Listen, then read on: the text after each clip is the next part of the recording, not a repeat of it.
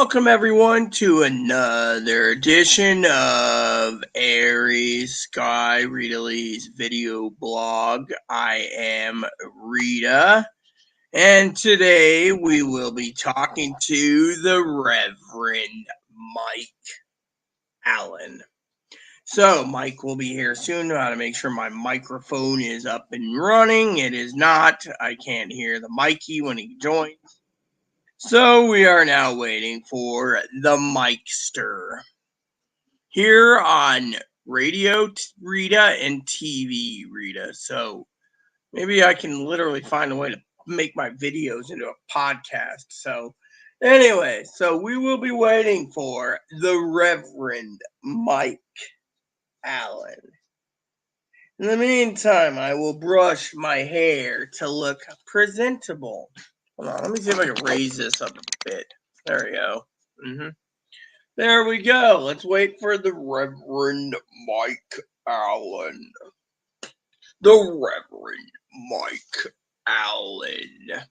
So I'm using a different camera. The one I had to go into settings to fix. So anyways, we are waiting for Mike Allan. So anywho, with that said, Mike's loading up StreamYard shouldn't take too long. So I gave him the link. He said yeep.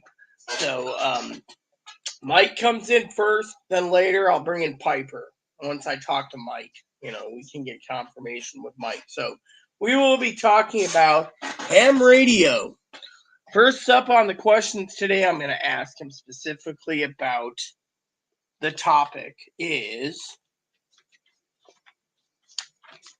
the content. I want to talk about the content of some of this stuff because it's interesting to know this. I've read this, Well, maybe you need to stay in for a few days. Quarantine. Remember, you could be negative today and positive tomorrow.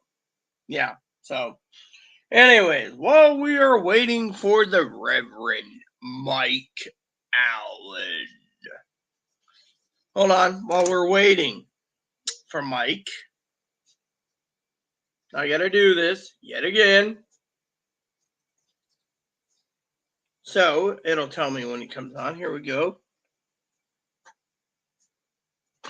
This is Rita Radio, coming at you live with a special edition this weekend. We have Mike Allan, who's going to tell us all about how to clown around with ham.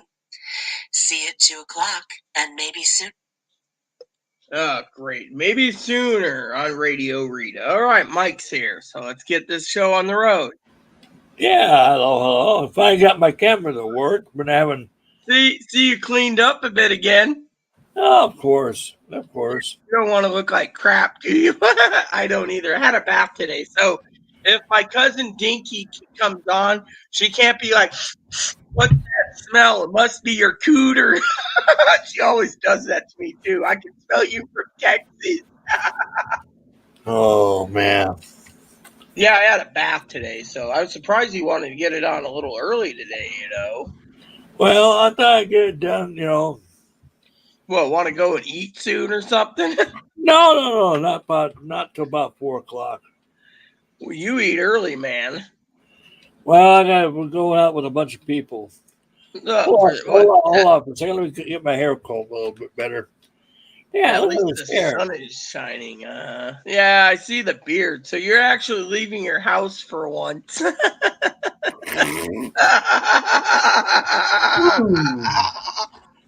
Basta bakula pangula.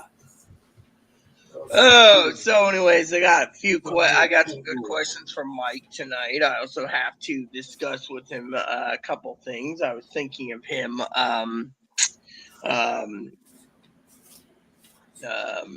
the other day. I was thinking of Mike when we were talking about the whole when he was him and Donnie tag team Daryl. That was pretty good. Those are the days, I tell you. I mean, literally, apparently Daryl got a new asshole 8 ways from Sunday, everyone, and I can clear that one really quick. So we'll wait for Mikey. I got some good questions for him today. I also, first we're going to talk about certain things, but So I was gonna say I was thinking about old Donnie last night. Right. God bless his soul. I remember a few times I'd go over this place was a scanner, Mike, and he would turn around.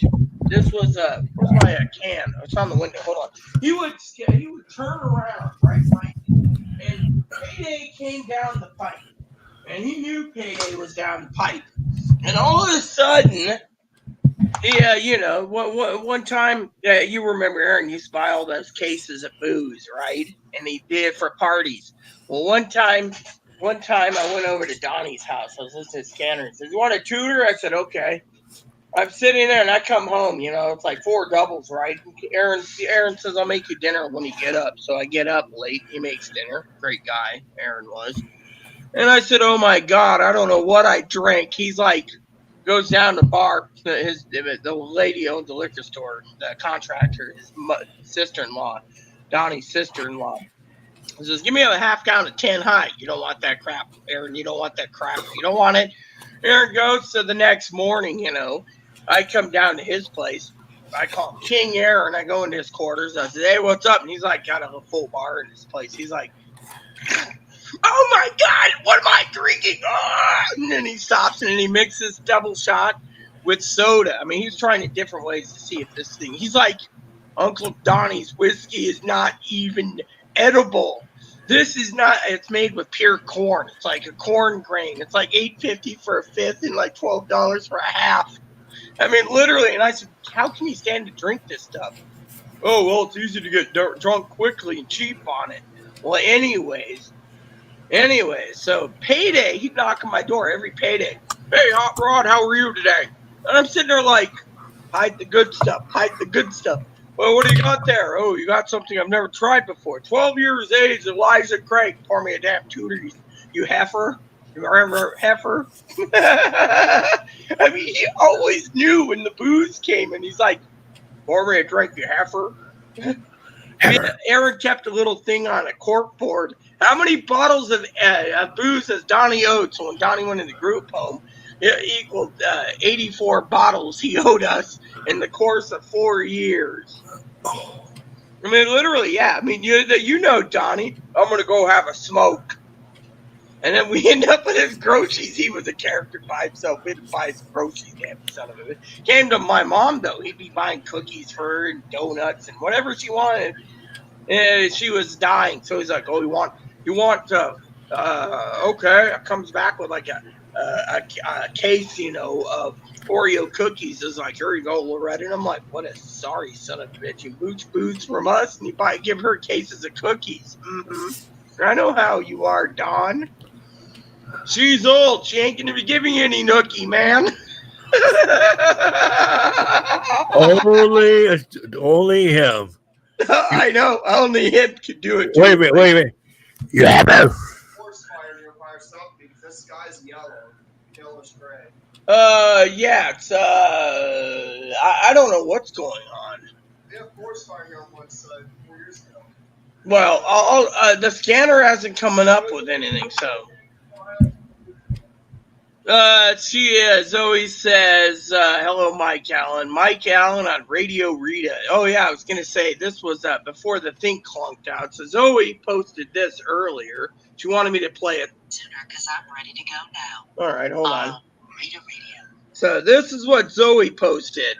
This is Rita Radio, coming at you live with a special edition this weekend. We have Mike Allan, who's going to tell us all about how to clown around with ham. See you at 2 o'clock, and maybe sooner, because I'm ready to go now. On Rita Radio. So, my first question is, Mike, is there any radio shows literally on ham, or is it basically a one-on-one communication type thing? Yeah, there is a show, on the internet, as you can see. It's just, depending on where they are and what they're doing. So, Zoe says, "Is that a cigarette, or are you just happy to see us, Mike Allan?" So there's a few questions I have. Firstly, I would like to tackle a question about the manual. I mean, I've been reading this. I've read this like 5 times already. It's still kind of confusing. This book is confusing, Mike. Anyways, it's like welcome to amateur radio, easy to understand. Radios and signals, you're learning. The thing I don't get is some of these topics. I mean, honestly, since you're a hammer, what's the deal with the literally learning about electricity? I mean, is there a reason for learning that particular topic for ham radios? Just if you know what a diode is, what is the capacity of a diode? It's just very simple electronics. Yeah, well, it says like antennas and feed lines, amateur radio equipment. I mean, I can understand the radio equipment and the antennas, but the electricity, then it's like communicating with others, regulations. I can understand the regulations, but all these things. I mean, the question is they do the poll. What was it? Is it 300 or 400 questions? They poll 35 questions out of what is it? 300 or 400? I mean, do we even know what it is? They usually will give you trying to think of the website where you can take this test, literally just take the test. Well, yeah, it's online, a test, taking the test one. I've done that. I just went back and to see how well I done. Mike, we got someone named Al Machisinik says hello from Canada, VA5AKM. Hello, VK5 Alpha Kilo Mike from November 6th, Victor New Charlie. Check, check, check, check. Yeah, I know your numbers. I can't remember. It was that last week or something. After you were talking about it. So anyway, That's I'm just trying to figure out what is the easiest way. Guys and girls. I'm a girl. Mike's a guy. Zoe's a girl. The other third party who wanted to join us, the one that's like a benefactor, gives gift cards. He said he was pinching out, making some chocolate candy on the porcelain throne. Chick check. He oh, said chick check. See, chick check, as in chick, as in girl. Girl check. Chick check. So, but what do you recommend for winning this? Do I just try to study all the answers from the entire uh, 10 sections? 10 sections. Just I tell you what, get yourself Gordon West study guide. Gordon West makes it a hell of a lot easier to study, and he'll just tell you what to do and make it easier for you. Right, It right. makes it makes it more fun to listen to. Yeah, well, I had to ask because I have no clue. Basically, Gordon West, huh? You're right. I think I already have something in the ham radios under the ham book. Let me see. I thought I put it in my wish list, but I don't know where it went. It's not my birthday list. I don't think. Oh yeah, here it is. We got Michael Brunette, Carrie Brunette, AARL, Craig Buck. Okay, so what Craig Buck, Jack Campbell, Ham Radio for Dummies. So what was his name? You said Gordon West. Ward West. Gordon West. Warden West. Okay, let me see. Warden West. Let me look. Warden West is I don't know. It doesn't come up on Amazon. Huh. Yeah, so it doesn't say anything about it yet. You know. So maybe you should leave it in the comment or something. Right. The name, so I can actually look it up. Because I see all these things, but it doesn't show it. It says all these guys, Merle and Bowling and Rodney Ellis, and the thing is, I'm using the AARL, the official one, and I was just curious if it was, you know, um, The ARRL is the one I was looking at, So far I don't see this guy anywhere on Amazon. So Amazon should have it. It should have it. Well, if Zoe heard you correctly, maybe Zoe can find it for me. She can basically post it in Instagram for me because But yeah, I was thinking, do I just study the questions because the question polls are the same, You have to get the latest update of the poll. Yeah, well, they say that even if it's the latest poll, they randomly choose what it is, so you don't know. So you got to study what 300-400 questions, anyways. Yeah. So. No, Tony. Yeah, but Tone, you know me. My condolences to you and your people. Remember, he's from England.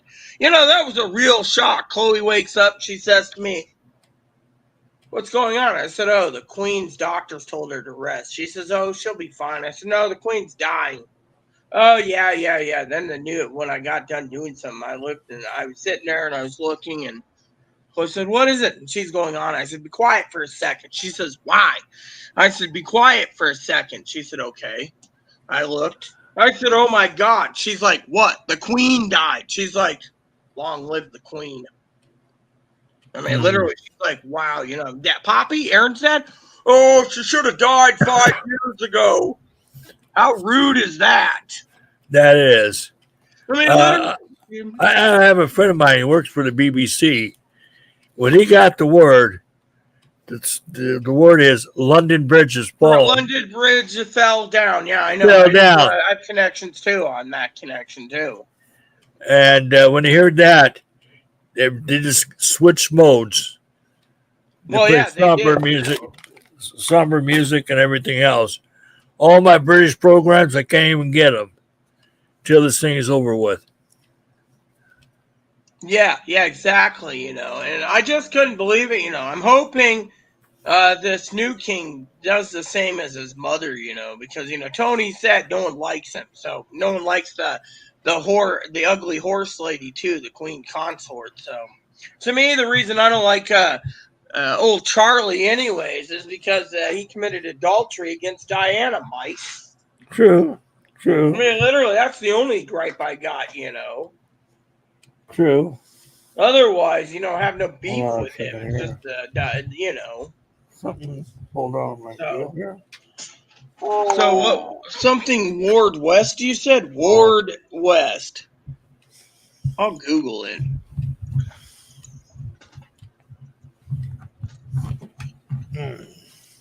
Let me see. Ward West. Ham Radio by Silver H. Ward. Yeah, there's only a Silver H. Ward. Is that what you're thinking? Huh? No, I don't know. What was the guy's name exactly? Gordon West. Warden West. So W-A, like jail warden. Yeah, Gordon West.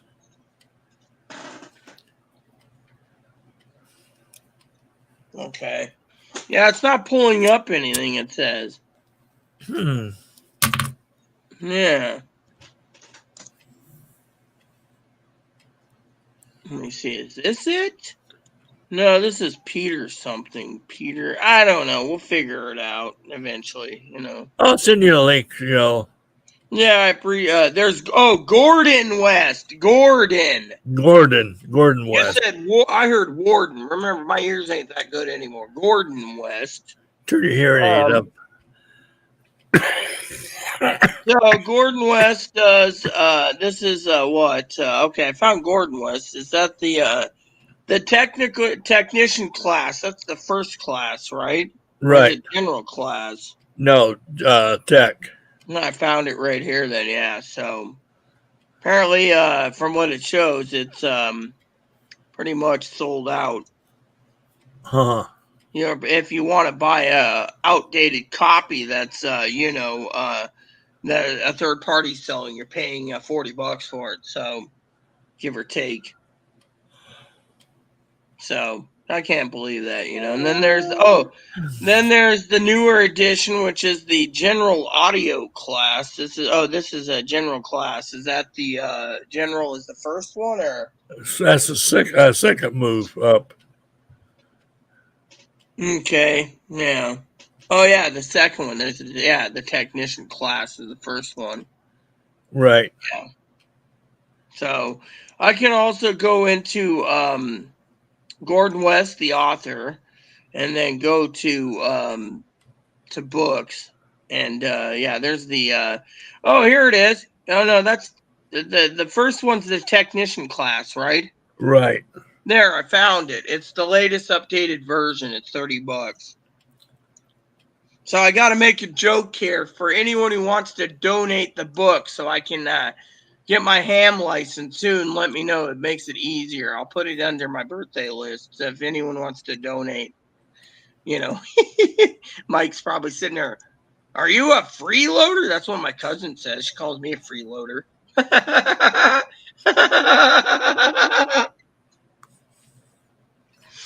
I see you making that Donnie face.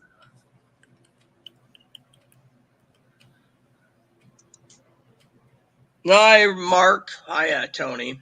Turn your hearing aid up. My hearing aid, I don't know where it went. Chloe put it in a box somewhere and it went missing. I do have hearing aids, so, but that's okay. I got Zoe to translate for me. Reminds me of that funny joke about hearing aids, the other day, right? The other day I was on the phone to one of my moderators, Mike, funny story. And he's like, I'm going to get a shower in because I got to go see a lawyer. He got denied disability insurance. So I told him, just go get SSI, That's what it did, right? Spends about 3.5 hours with the lawyer. They conned him into it. The lawyer knows he's still got SSI, and if he gets the SSI, the lawyer gets X amount of dollars. But the thing is, the lawyer doesn't want to do anything. He's like, can you give us your access to your medical records through the computer? Can you do this for us? Can I do that for us? And I'm thinking, when I got Chloe and Aaron on disability, the lawyer literally got all the reports, all the paperwork, everything. They just did everything, Mike. They're like, oh, yeah, we're going to make phone call within 4 days. Medical records in their hands. He's got to go and scan thousands of papers on his scanner, man. I mean, literally, that sounds like the lawyer, and he couldn't hear, so he brings his mom, who's 80, right?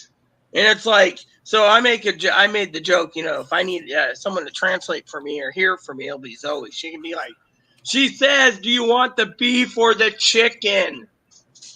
Or the fish. Yeah.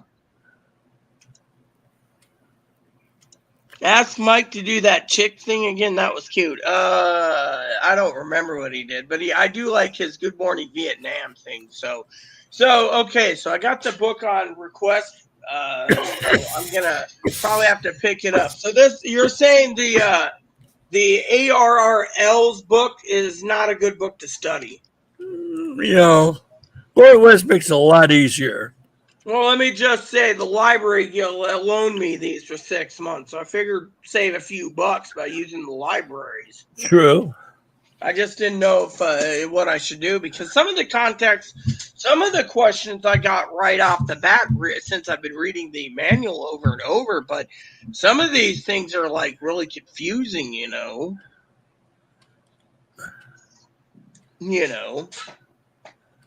So, it was just,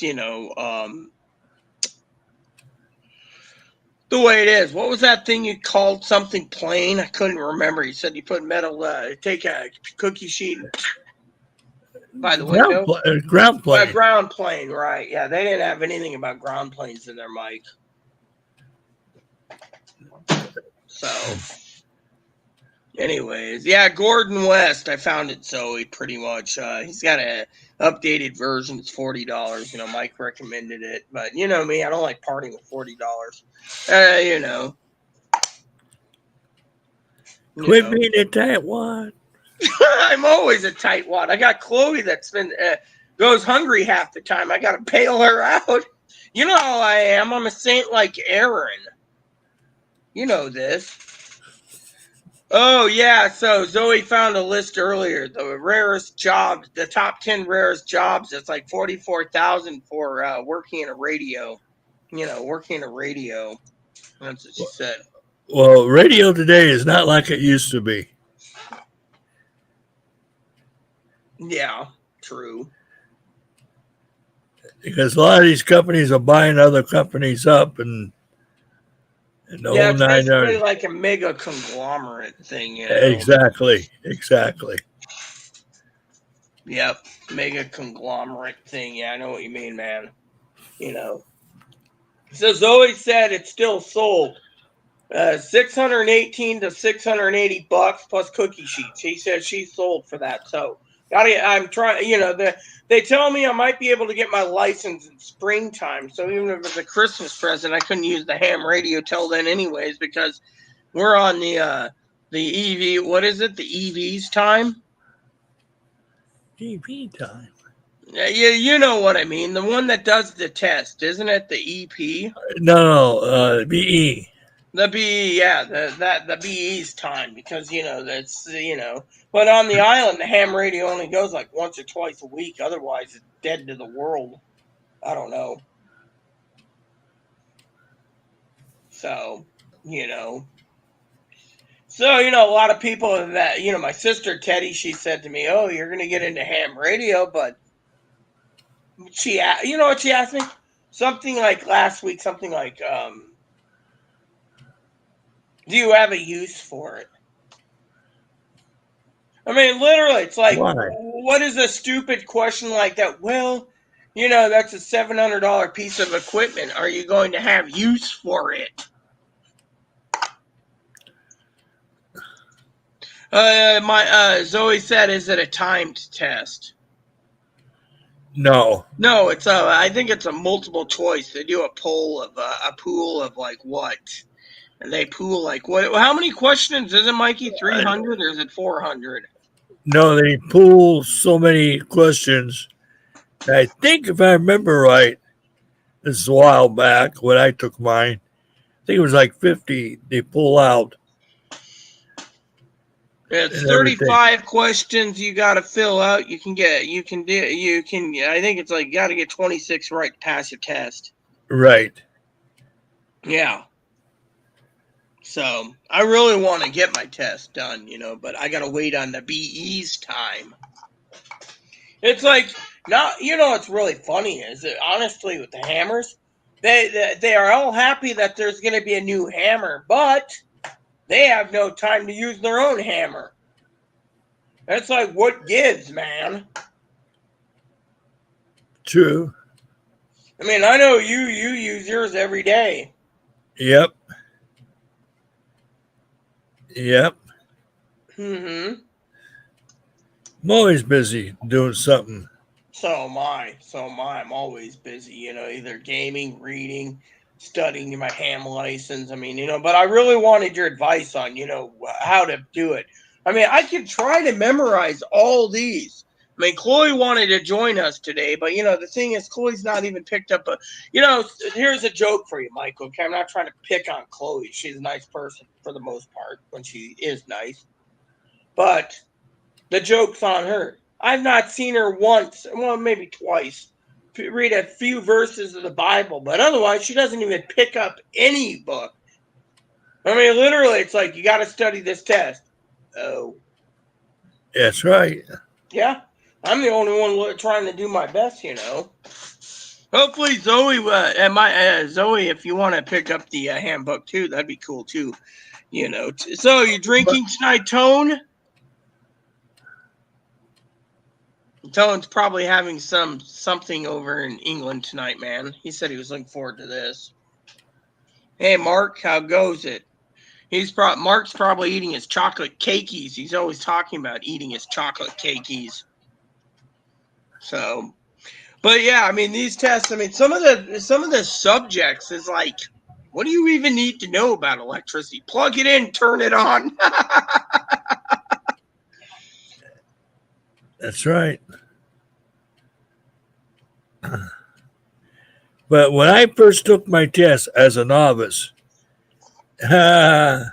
How many times did you fail, Mike? About 4 times. Yeah. As I can get down the written down, it was the CW. We have What's to the send CW? da da da da da da da da da da da da da da. You have to send and receive CW. Do you still do it? No, hell Well, no.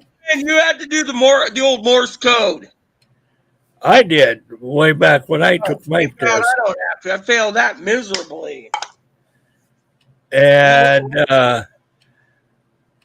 when I got my technician, which is a no code deal, yay! Oh yeah, it should be a no code deal. In general, it's about 15 words a minute. And When you go up to license 2 now, you don't have to do the Morse code. But what is it? Morse code's as 3 or no, Morse code just dead. It's Morse gone. code's dead? Yeah, It's gone. that's what he said. If He's I, like, Cam's dead. but it's just, oh, now what? Jehovah Witness trying to sell you something. What the hell? Call from ST of Cal. Yes?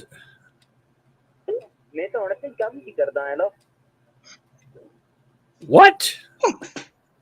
Michael with Diabetic Health Center. How are you doing? I don't deal with those people. Or do I, man? That's why I don't give him my phone. So Tone says he's on the rum and coke again tonight.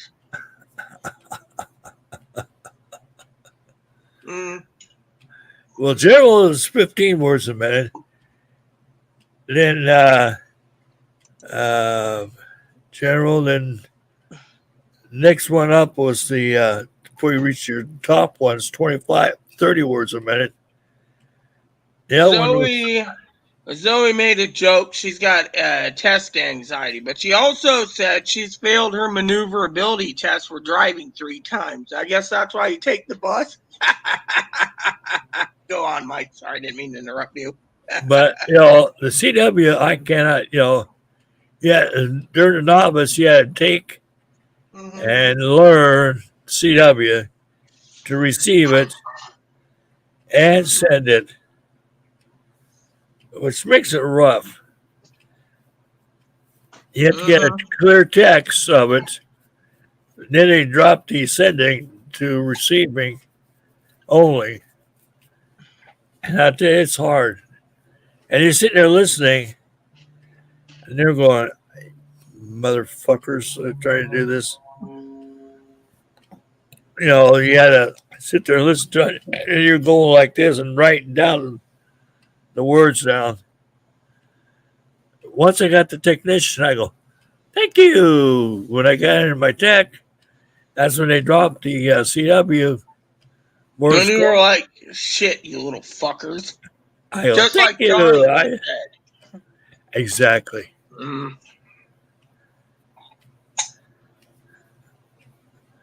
So anyways, I understand that completely, man. I understand completely, Advance was like 15, 25 words a minute. General's 30 words, about 30 words a minute. That's a lot harder because you're dealing with satellite programming and everything else, which I do not understand satellite program or more electrical problems and math My problems. motto is I'd like to send and receive. By the way, just a joke with you. Apparently, the latest question from Higgins the other day was I actually asked questions on the radio for him. He got mad. He thought I was misconstruing things. He's one of those that he thinks the government's not going to be coming pounding on his door if he uses that Chinese bow thing. The problem is he thinks if there's a what do you call it, a shit at this fan situation, the FCC is going to be down, so they can go if he uses the radio. But he was also wondering how you can send and receive on a ham frequency that's built for receiving MIRS, receiving CB receiving it all. And I was like, if you hit that push to talk, it's going to be going out ham, not, the other thing, That's right. But That's right. That's right. He doesn't have a license, does he? mm-mm. I mean, he couldn't even. The thing is, he was talking about getting his license, but the funny thing is I don't think he can retain a lot of memory for 300 plus things on a test. Yeah. Yeah. So with me, of course, I'm trying to do my best, but still, people are telling me, well, what are you going to do with ham? What's the point of ham? Or what? You're going to tap into Mike every morning? Why not? You going to tap into anyone else? Maybe. I mean, it seems like a fun hobby, man. It is. I mean, literally, it's like, people don't understand, there's other things in life than just, you know. It is. I was on the road this morning. I was talking to a friend of mine down in, where the hell was he? You got one built into your van, huh? I got one in the van and one here. Well, what about you drive a van, so you don't drive a car, then you just have a van. Oh, yeah. But when my antenna looks like a. No, I was gonna ask, does Nick have a license too, or? He got his finally. Hmm. But when I was driving around, I was talking to a guy. He was traveling a train. He was going down 101 to Santa Barbara. I go, isn't there a fire nearby you? He says, that's on the other side. It's burning out of control, Los Yeah, Angeles. Chloe asked me today to check on something. I might as well check real quick. The San Juan Island newspaper, San Juan Island newspaper. Apparently, something to do with there's a fire or something. She says the cloud's gray and burning, so I don't know if we got a fire. We got a fire burning down here by Jackson, California, which is out of control right now. Apparently there's okay, this is it. So it says tips on protecting yourself from wildfires. So we got wildfires in all areas, and it's coming on the island. So let me close the window real quick, let Chloe know. Apparently, the smoke's coming. The wind's blowing the smoke in. So, Chloe, you asked a question. I checked her. What do you mean wine is worse, Gigi? So, anyways, that's what it's saying now. Is wildfires are in the state. Mm-hmm. We got them down here. We got the one down Southern California. We got stuff out of right here in the foothills and near Jackson.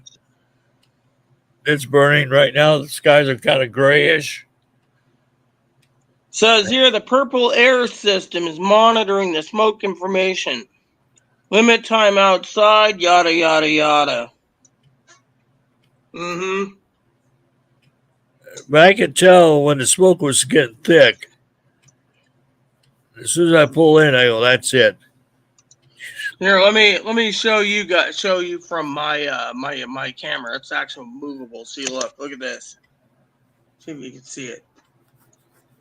The sky. Oh yeah. It's basically purely, it's basically cloudy as cloudy can be. So there we go.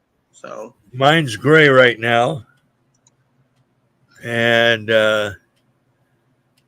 was that a ham radio that used to contact base camp during the blizzard and the movie The Shining? I don't know, Mike. Would you have an answer to that? no, they use their own. The Shining was a prison picture, if I remember right. That's the one where they basically, you remember The Shining. They looked in the mirror and said it says red rum, but if you reverse it, it's murder. Yeah. Yeah, so there is a ham radio out there. It's called Frequency, I think. It's about a murder. Son's talking to his dad in the future or the past or something. It's pretty cool. Mm-hmm. Yeah. So I remember that name of that movie. I think it's called Frequency, if I remember correctly. I don't know. The Shining takes place in the ski lodge, remember? Ski Lodge. And you have the two twin girls. It's like a 1970. Oh, yeah. It's been a while since I've seen that. Yeah, isn't that a ham radio? Is what Zoe was asking. She's a big movie buff.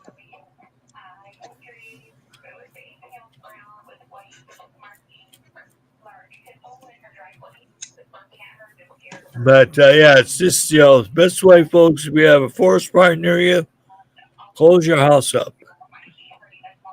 So how's the heat down there right now? Pretty good or bad? Right now, it's around about 87 right now. Here it's 75, but our heat's going up because of the forest fire. We're supposed to be like in the 60s, so But anyways, yeah. So I'm gonna order that book. That should help. I'm surprised that Piper hasn't come back yet. Well, I guess he's got the Hershey squirts. I think, man. See, I get to make fun of Piper right now. He's the one who gives me gift cards, so he's probably making Hershey squirts, Mike. That was kind of fun, though, him going on 101 highway. And I'm sitting up in Sacramento. And I'm sitting there going, yeah. I'm sitting there back and forth in the traffic. I go, how's the traffic on 101?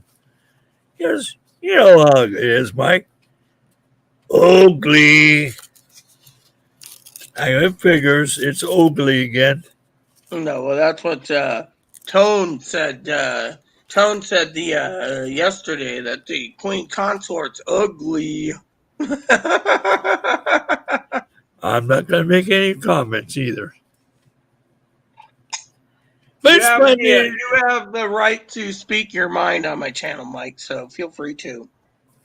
But, just talking to somebody like that from my house down to Los Angeles, when he's going down to Santa Barbara for the day, see his grandkids, that's a pretty drive down there at 101. It's called the Old Mission Highway. Mm-hmm. Why they call it the highway, why they call it the Mission Highway, each mission, the California missions on the coast on 101, has to be at least 1 day's ride from one mission to the other. Mm. It makes it a lot easier to do a little traveling. Yeah. Of course, you have the Spanish soldiers protecting you the whole time. Mm-hmm. But I traveled 101. I traveled 5 down to Los Angeles, which I hate Los Angeles with a passion. A lot of people do. Let me tell you, yeah. Yeah. I got the radio on in the background on. I can sit there and listen to it right now, which has been quiet for the last couple hours. It's like my scanner today. My scanner is quiet, but this morning, Chloe's doing something. She says, "Oh, why are you happy?" I said, "Oh, there was 3 things happened in the police scanner this morning." She says, "What?" Well, one guy got into a fist fight over at the golf course. They both got hauled off to jail after EMS. The second fight was in someone's house where, I said, the poor bottle, I don't know if it was full or empty, but I hope it's empty, because if it was full, I'd be like, what a waste of a perfectly good bottle of whiskey. That went over, the woman knocked up the guy upside the head with it. That was interesting. Well, one of them's going to jail. Now, the third one was a DOA. They had to get the coroner out. So I was like, yeah, that was interesting today. All morning long, it's been quiet. In Los Angeles, usually on a Saturday, you hear somebody out there. It's been kind of quiet. So Zoe says, why do you hate LA? Because they're all fake? No, it's just the traffic down there. Ah. When you go bumpity, it's pretty bad. Yeah, when you go bumpity bump on the freeway, that's why if I'm going to go down Los Angeles, say, I got to get down there, let's see, on Monday, I'll leave here around about 9 o'clock in the morning. I'll be in LA by 7, 8 o'clock in the morning, ahead of the traffic. You're going to Sometimes LA? no. Okay. I'm just saying, I'll get down there early enough to avoid some of the traffic down there. I usually park at a truck stop having breakfast early in the morning before I go up and over the hill. Some of those truck stops have some really good food, man. Sometimes, yeah. Sometimes it's terrible. Depends on the cook, I guess. And then where you go. Mm.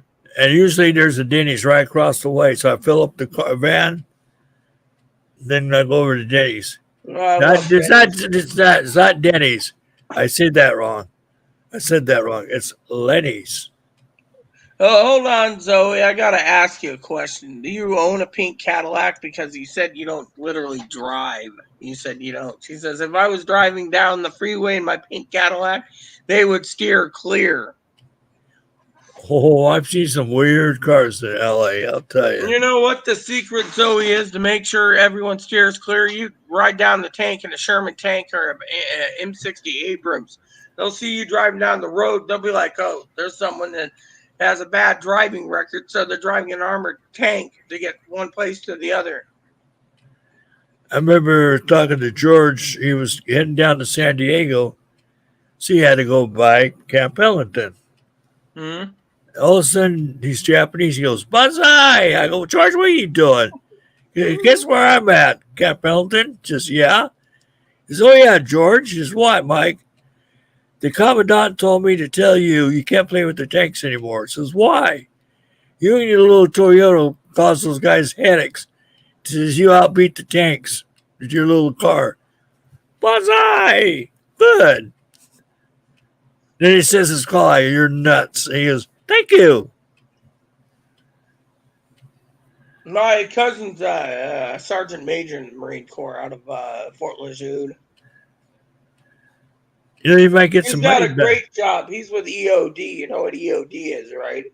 Officer of the Hold on. EOD is Explosive Ordnance Disposal. He's the one who disassembles and reassembles nuke bombs and gets a high price for it, too.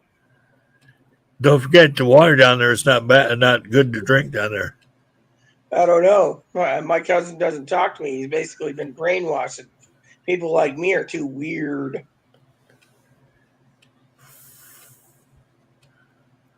But yeah, I I talked to truck drivers coming out of that one time I showed you guys what. Is the truck drivers actually using ham radios in the trucks, too? Yeah. Talked to one driver. He came out of Oklahoma. He was going to stop in San Antonio that night.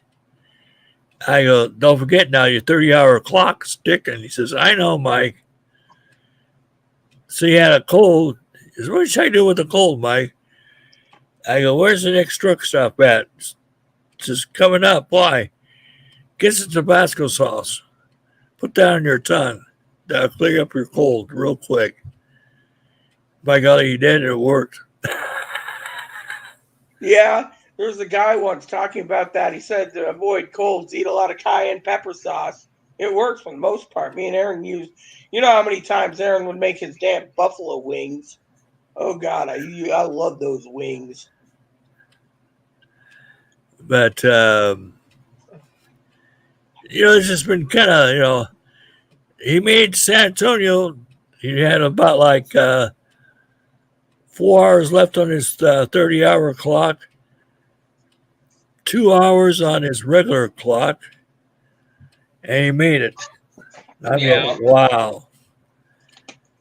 And then they'll put him back on the other clock again, turn the clock back. I give him some extra time. Yeah. You got the phone, Chloe, still? Uh-uh. Let me find it for you. Oh, it's charged. Yeah. All right. Can we get through here? Yes, you can. Thank you. So yeah, Chloe wants to know how to do the ham radio thing too, but like I said, she needs to pick the book up to read it. Otherwise, she won't learn the 300 or 400 poll questions. But oh yeah, I touch truck drivers all the time. Guys on Didn't the know East they kept Coast. them in their damn trucks. Oh yeah, they do.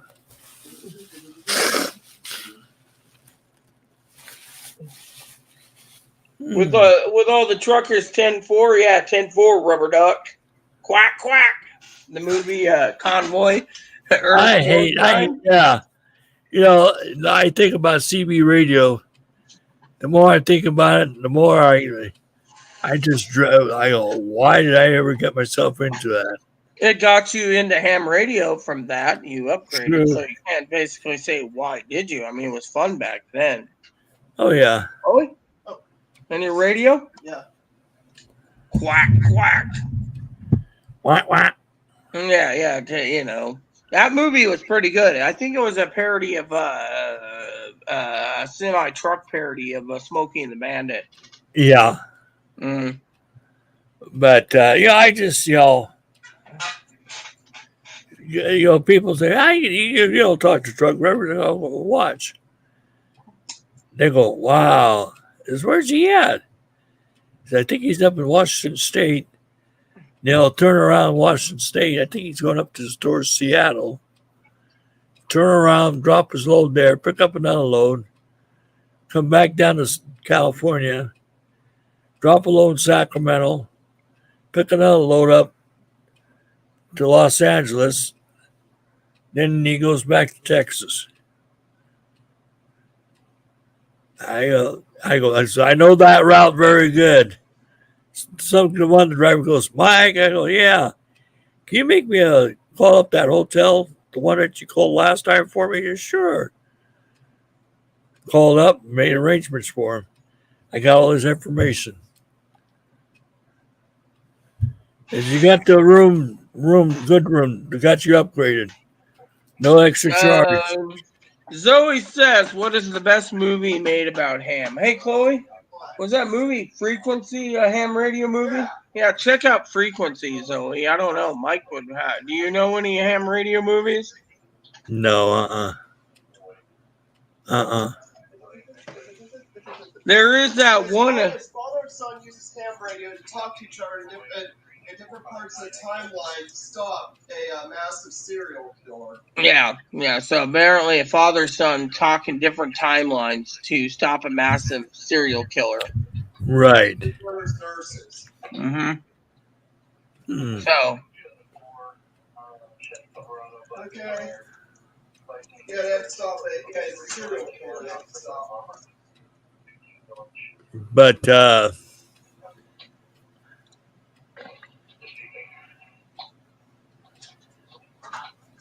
yeah.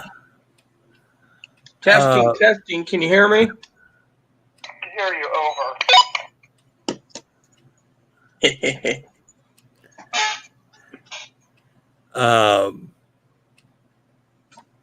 Oh yeah.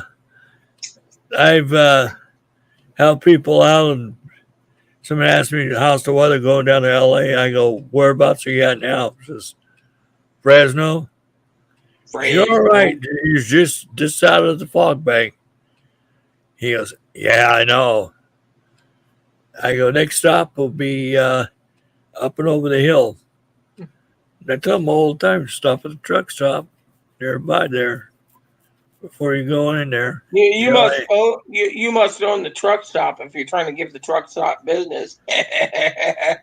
But most of their drivers know, I always check on a couple of drivers. There's one or two drivers are out on the road now. They're sleeping right now. They'll be getting up around about 6, and I'll talk to them later on this evening. Sounds fun. Oh, it is. One's going back to Arkansas. The other guy's going up to coming up this way. Sounds really good. I mean, it sounds fun, you know. Oh yeah, there's guys that travel the train, ride trains. They have the ham license. What is a cross time? It's basically a father and a son are talking to each other, Zoe, from different timelines. Like one timeline might be 1950, the other one might be like 1990s or something, you know, or 2000. It's a pretty good movie. Right. Mm-hmm. But Right. um, So just to let Uncle Mike know, the little Ewok is sitting on the bed right now, looking at me. Hey, baby. His the eyes better too, by the way. You know, Moppy. oh yeah, He's a good little boy. Yeah. one or two drivers are going up towards crossover during the snowstorm. I go, let me check the highways because I think you may have to stop real quick. Says yeah, I did, and What? I told him just stay where you're at right now. Is that bad? Just yep. To just close up 80 for a while, for the next 8 hours until they clear it. Highway 50, I won't even take a truck up there. Must be bad. Yeah. What is it exactly? When snowstorms get bad, I'm also a weather watcher. And anytime we see storms coming in, uh, I check in with the National Weather Service. I heard that you guys are getting the tail end of a hurricane too, or at Oh, least yeah. California is. That'd be an interesting thing. Yeah. It might get some rain. Yay. Probably you'd would want rain anyways, Mikey. Yeah. That way I don't have to water my lawn. Let You Mother guys are on Nature. water restrictions, aren't you? Mm-hmm. You do know the one of the things you know this already. One of the things I cater to is preppers, and every day in the morning I do a video about what we call the Rita stock market. And what it is basically the list of prepping items that people need from my Amazon list I put together for them. I'd say price goes up, price goes down, and telling you bottled water is like three to four times higher now because of the water restrictions. That's right. How is it up your way, Rita, on the islands? For what? Water. No, we don't have any water restrictions. We're on city water, so our water is fine. But I always conserve, anyways, just being nice to people, you know.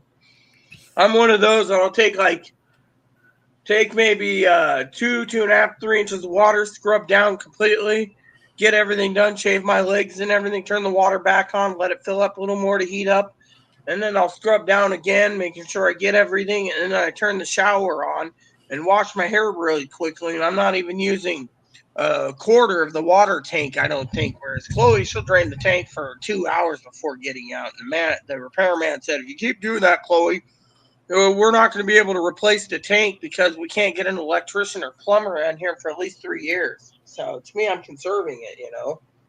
Right.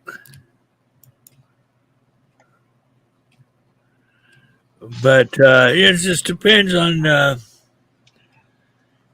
I bet you we used to be probably there on water restriction.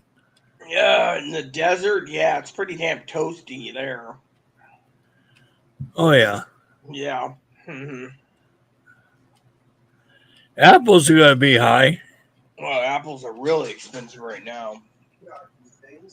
Right, cool. Apples, whatever else is still. Yeah, Washington's the apple capital. Down in Walla Walla, it's the onion capital. You know, by the way, Washington produces more potatoes out in eastern Washington than Idaho, if you didn't know. Oh yeah, Yeah. One of the things I miss about Quincy is Aaron and I used to go every week down to the wine tasting room, taste some new wines, and then buy what we wanted and take it home. They deliver it to us. Miss those days going to the winery, you know. I remember one night, me and Aaron's walking the dog. We get up past the railroad tracks around the corner and going up. And we look up, and there's like fire and sheriff and everything, and they're like, "This is as far as you can go," and we're just looking like, "Oh my god, when did this come?" And he said, "Oh, it's been working for days." We look up, and there's the fire line. It's like the entire city is just covered in smoke, you know. And all of a sudden, the next day, you know, the manager's like telling people, if you find bats above your doors, find a way to kill it and get rid of them because they're like, because the smoke they're going into under the Right. rat, you know. And I woke up one day and I was like, oh my god! I was like, Aaron, do something. So Aaron would make a makeshift spear and kill him. You know, that's the only way. But they were hanging in my door and it was giving me the heebie-jeebies, man. Did one of them say, "Good evening"? Blah. No, but it was like, I was like, so then Aaron would be like, "Why aren't you coming out of your house?" I'm like, look on the house and look on the porch, you know." And he took care of it. I mean, it's like when we went to our first time to Portland, I think it was on our way home. I went to bed, you know, and the next day we did a video, and he's like, "And I got a special guest when I was in Portland." I was like, "Really?" He says, "So I got home, and a lot of stuff was knocked over in my house. So I finally found it.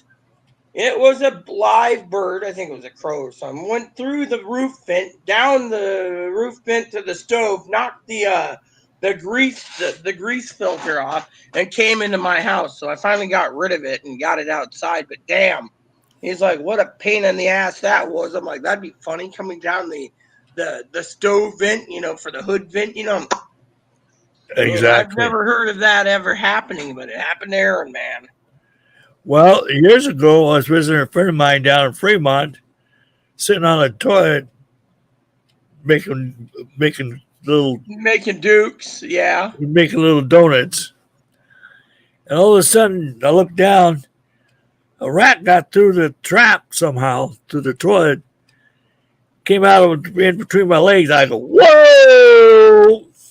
Reminds me of when me and my cousin Corey was in my uncle's semi one night sleeping. The next morning we got up, walked outside, and my aunt and uncle were getting rid of their mattress. We said, "What happened?" They rented a house on the waterfront in Everett. Well, a rat got up there and then started going around the house. I said, "Oh man, that must have been entertaining." But we're talking wharf rats too coming up her toilet, so you can picture what it was like. Me and Corey, we were just in the truck, sleeping in the sleeper, having a funny old time, you know. But you know, hearing about a wharf rat, it's like, oh my god, I'll be right back, you guys. little boy's room for Mike. Yeah. Yeah, that's what Zoe's doing. She's using the little girl's room. Oh, Anyways, so where's Piper? By the way, he was supposed to join us. So who's with us? I'm gonna do a roll call. Who is with us here in today's special edition with Mike Allan? We know Zoe is. Mark, you still with us? What about you, Tone? How about you, Piper? I wonder if Piper left. You should have clicked the bell notification, Piper. I'll use the restroom real quick too. Hey, Bob, how you doing?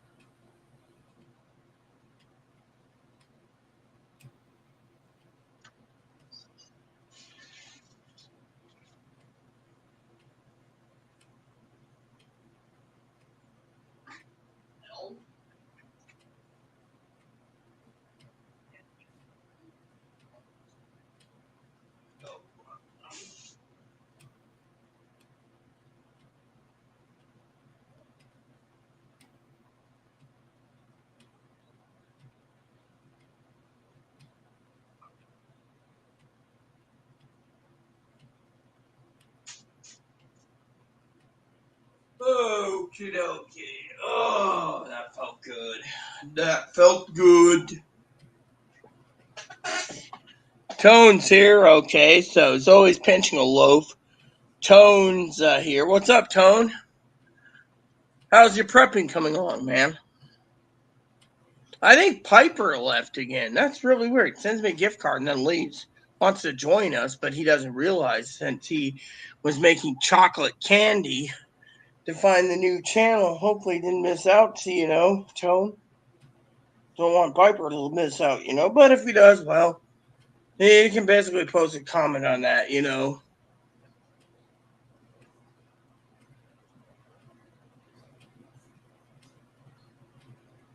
Anyways, we'll get back to the ham talk, as well. I got a couple questions that might be of an interest. Zoe might have to replay,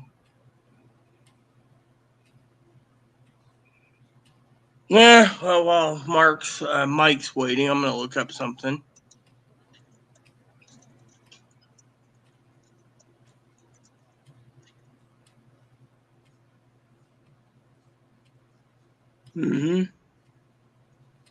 Yeah. Oh, is it here? Oh, nope, not here. I need to go to... Okay, so what I want to do is I want to... Okay, for Zoe... Everyone's pinching a little. Here we go. Oh, it's a rental, $2.99. So there you go. So it's a rental, $2.99. $2.99. Zoe, come here. Yeah, I know. Zoe wants to say hello to the Ewok. Hello, everyone. My name is Moppy Ewok. Today I want to talk about what I want in life. I came up here so I could get myself a treater. Hi, hello, Tony. My condolences to you and your country for the loss of the Queen. I'm King Moppy, King of the Ewoks. Yeah. Yeah, I know. Come here. What's wrong, huh, Moppy? What is it? I know what you want. You just came up here for a handout, little freeloading mooch. All right, come on. Come on. Let's get this over with, Moppy.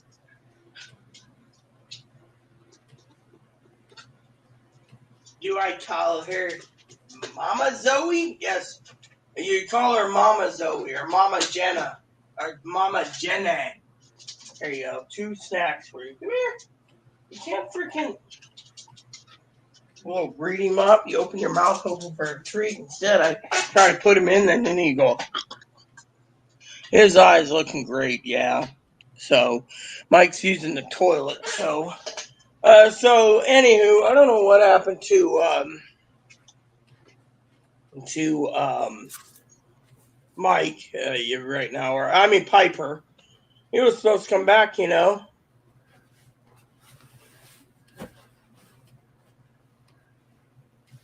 Old man's making his bed. And he just farted too.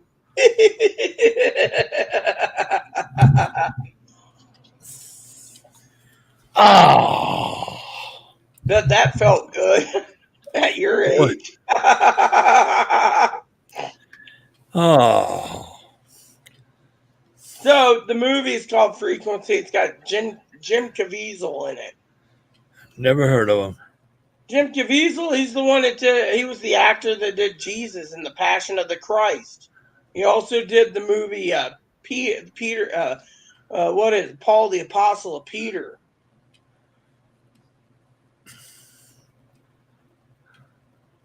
Yeah. You didn't know? You've never seen The Passion of the Christ? Oh, yeah. Yeah, that was Jim Caviezel. I think Piper drank too much, passed out, and still sitting on the toilet pinching out chocolate candy. He wanted to join me, Mike, but, Oh, well. Yeah, well, not my problem. Anyways, hold on. Chloe, are you there? Yo. Here, over. Just to let you know, it looks like Mop needs a refill on his grub, so you might want to get him another 3.5 pound bag. Over. What's that? I said Mop Top is almost out of grub. You might want to get him another 3.5 pound bag. Yeah, I'll have to tell her in Chicago, you know.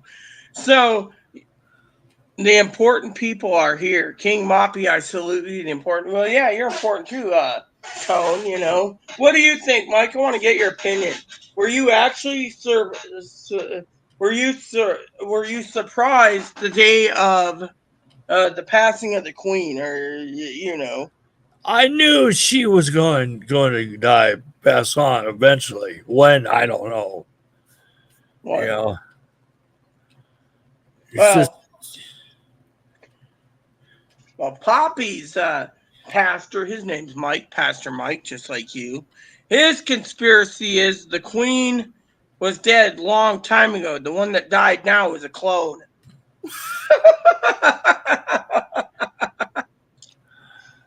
yeah. So, you know. So, anyways,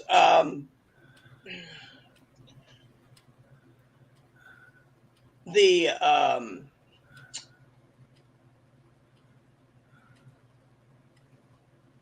so I think my family, you know, is more worried about me getting my ham license and using the ham radio. I think that's the main reason why they asked who I have a use for it, you know. Oh, well. Well, I think it seems like a fun hobby, man. Oh, it is. It is. It is. There is. It's always fun. There's always something to do. It would have been really nice, Tone, if the Queen made it to 100 and Charles fell over before then. That would have been basically a real good treat for me. You know, like Tone said the other night when we were cheering to having a what was it? We were um,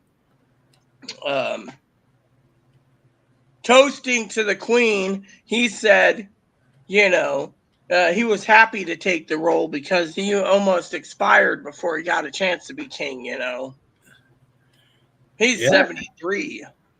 73, yeah. Hey, did you know the King of Norway sometimes rides the public bus transit around to see what his constituents are up to? Now Oh, that's yeah. a devoted king. There's a real live robot across the road from me. That seems cool. For real, it's some sort of device on wheels, right? It's moving by itself. Oh man, I wish me and Mike could see it. That seems cool. You hear that, Mike? There's a real live robot running down the street. It's like I've actually heard of like self-controlled vacuum cleaners that actually vacuum without even doing anything. But this thing is like it looks a lot older. Man, that seems cool. A real live robot. That thing looks like it's been around for 10 years.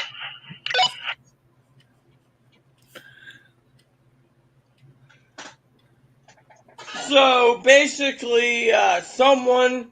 Well, let's talk about the hardware for a minute. You're very versed in the hardware, so I'd like to ask you a couple questions. What's the difference between? It's robotic. Man, I wish I was there to see it. What's the difference between? I've seen them advertise robots on YouTube and stuff like that, but to see what an actual person, that is just, I mean, that's just something else. Sounds great. Anyways, what was I going to say? Oh, what's the difference between a handheld ham radio, not the Baofeng, by the way? We already know it's a piece of junk. Handheld versus the car one versus the home one. I know the home ones that can go up to 200 watt, but the 200 watters are like 15 grand. No, they don't go up to 15 grand. They go up to usually around about 100 watts. And those things are, they're nice. No, I'm talking about I looked at a $15,000 ham radio the other day that said maximum is 200 watts, and it was an ICOM, and it was like 15 grand. So I'm like, what's the difference between all the buttons and bells and whistles? What's the difference between handheld versus car or mounted in your car versus the home one? Well, what's the difference in the hardware? Hardware's Strange thing so far this month, right? Yeah. Go on, First Mike. Queen dies. Now, I've encountered a robot. Looks like it's been around for 10 years. What? Sure, it isn't something from space like an alien and robot skin. It doesn't look like a robot. It looks like a little thing on wheels, like regular wheels, like it was man-made. And it's like orange and white, and it has plastic covering on it. Anyways, what's the difference, Mikey? handheld, you can go so far. Mobile, you can go a little bit further. If you have about 25 or 30 watts, fine. 50 watts, fine. Home, with the good You antenna. remember Mr. Elephant upstairs, right? Wannabe, Jarhead wannabe? Yes, I know about the Marine wannabe. Well, his sister, she lives down the hill, right? Apparently the house next to hers is where I saw the robot. Oh, yeah, that robot could be. It could be a bomb deal. Sounds like I was like a self-control lawnmower. That was really kind of cool, right? Yeah. What were you saying? It might be a. It might be one of those bomb devices for the bomb squad. Ah, yes. Mike said it could be one of those devices used from the bomb squad. It could. Yeah. Violent. Anyways, Speaking of bombs, Yeah. Air bombs. and the radioactive too, the kind of glow at night. Yeah. Exactly. We won't get into that one. That is interesting, yeah. That movie that just came out on HBO today, they just emailed me things saying, do you want to watch something called Moonfall? That seems cool. Yeah. You know me, I got a lot of streaming services, but I thought about taking up a better hobby, that's why I was thinking of your ham radio. I just hope I can connect up with other people because, that's the thing, It would have been more higher tech. Yeah. So.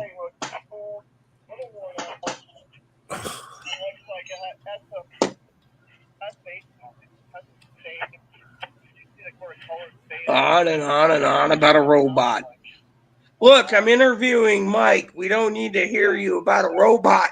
Robot! Sorry, Mike. I had to do that to be funny. Yeah, I hear you.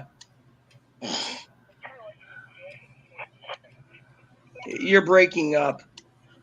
I like when she breaks up. Yeah. Yeah, it looks like it was built in 2010, not 2022. So she said it looked like it was built in 2010. Could be a bomb squad thing. It could be. Yeah, seems cool.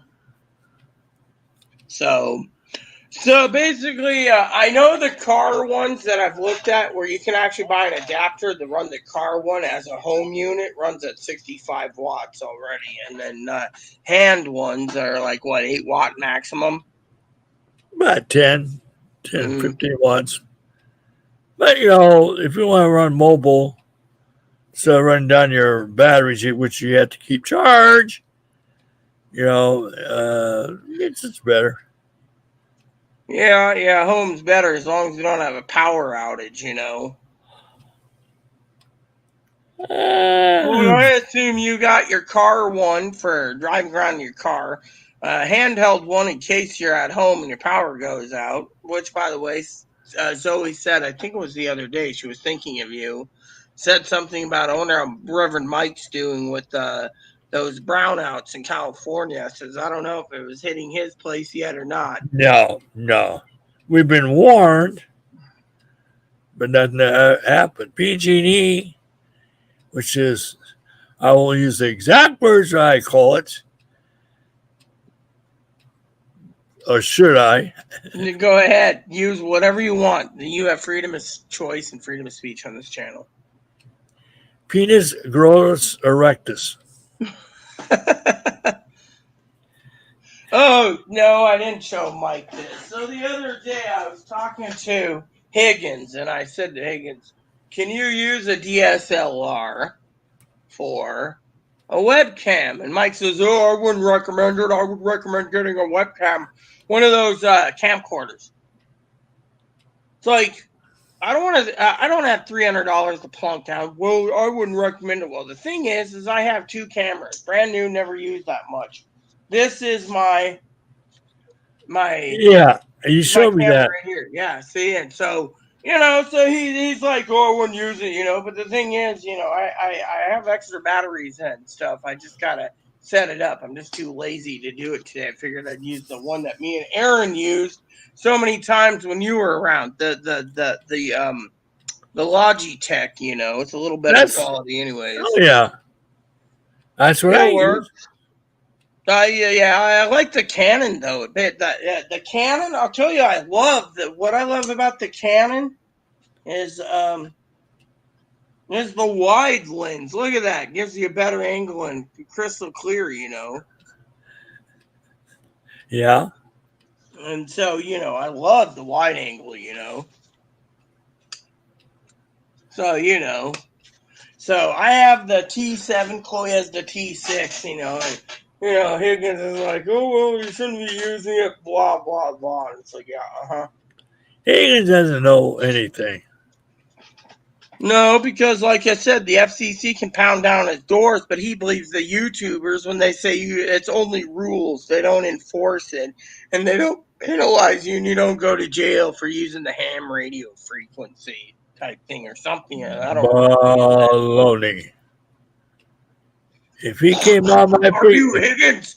You're under arrest for using the ham radio system. It wasn't me. It was Rita in Washington. No, they do the investigation. They'll do it. They'll hit his front door so quick and easy. It wouldn't be what? So I'll tell you funny about Higgins. So Higgins is so scared, right, that he's going to say something in the comments on YouTube, right, that he's got to delete them. So if I turn my back to get a cup of coffee, he deletes all his comments and he says, well, I'm doing it because I don't want to say something and then get banned 10 years later. Oh, dude, that's paranoia. It's already saved in the archive. That's right. I mean, and so yesterday I was a little tipsy and I was talking to my followers, and Tony, he says, show him who's boss. Show him the bear is the boss.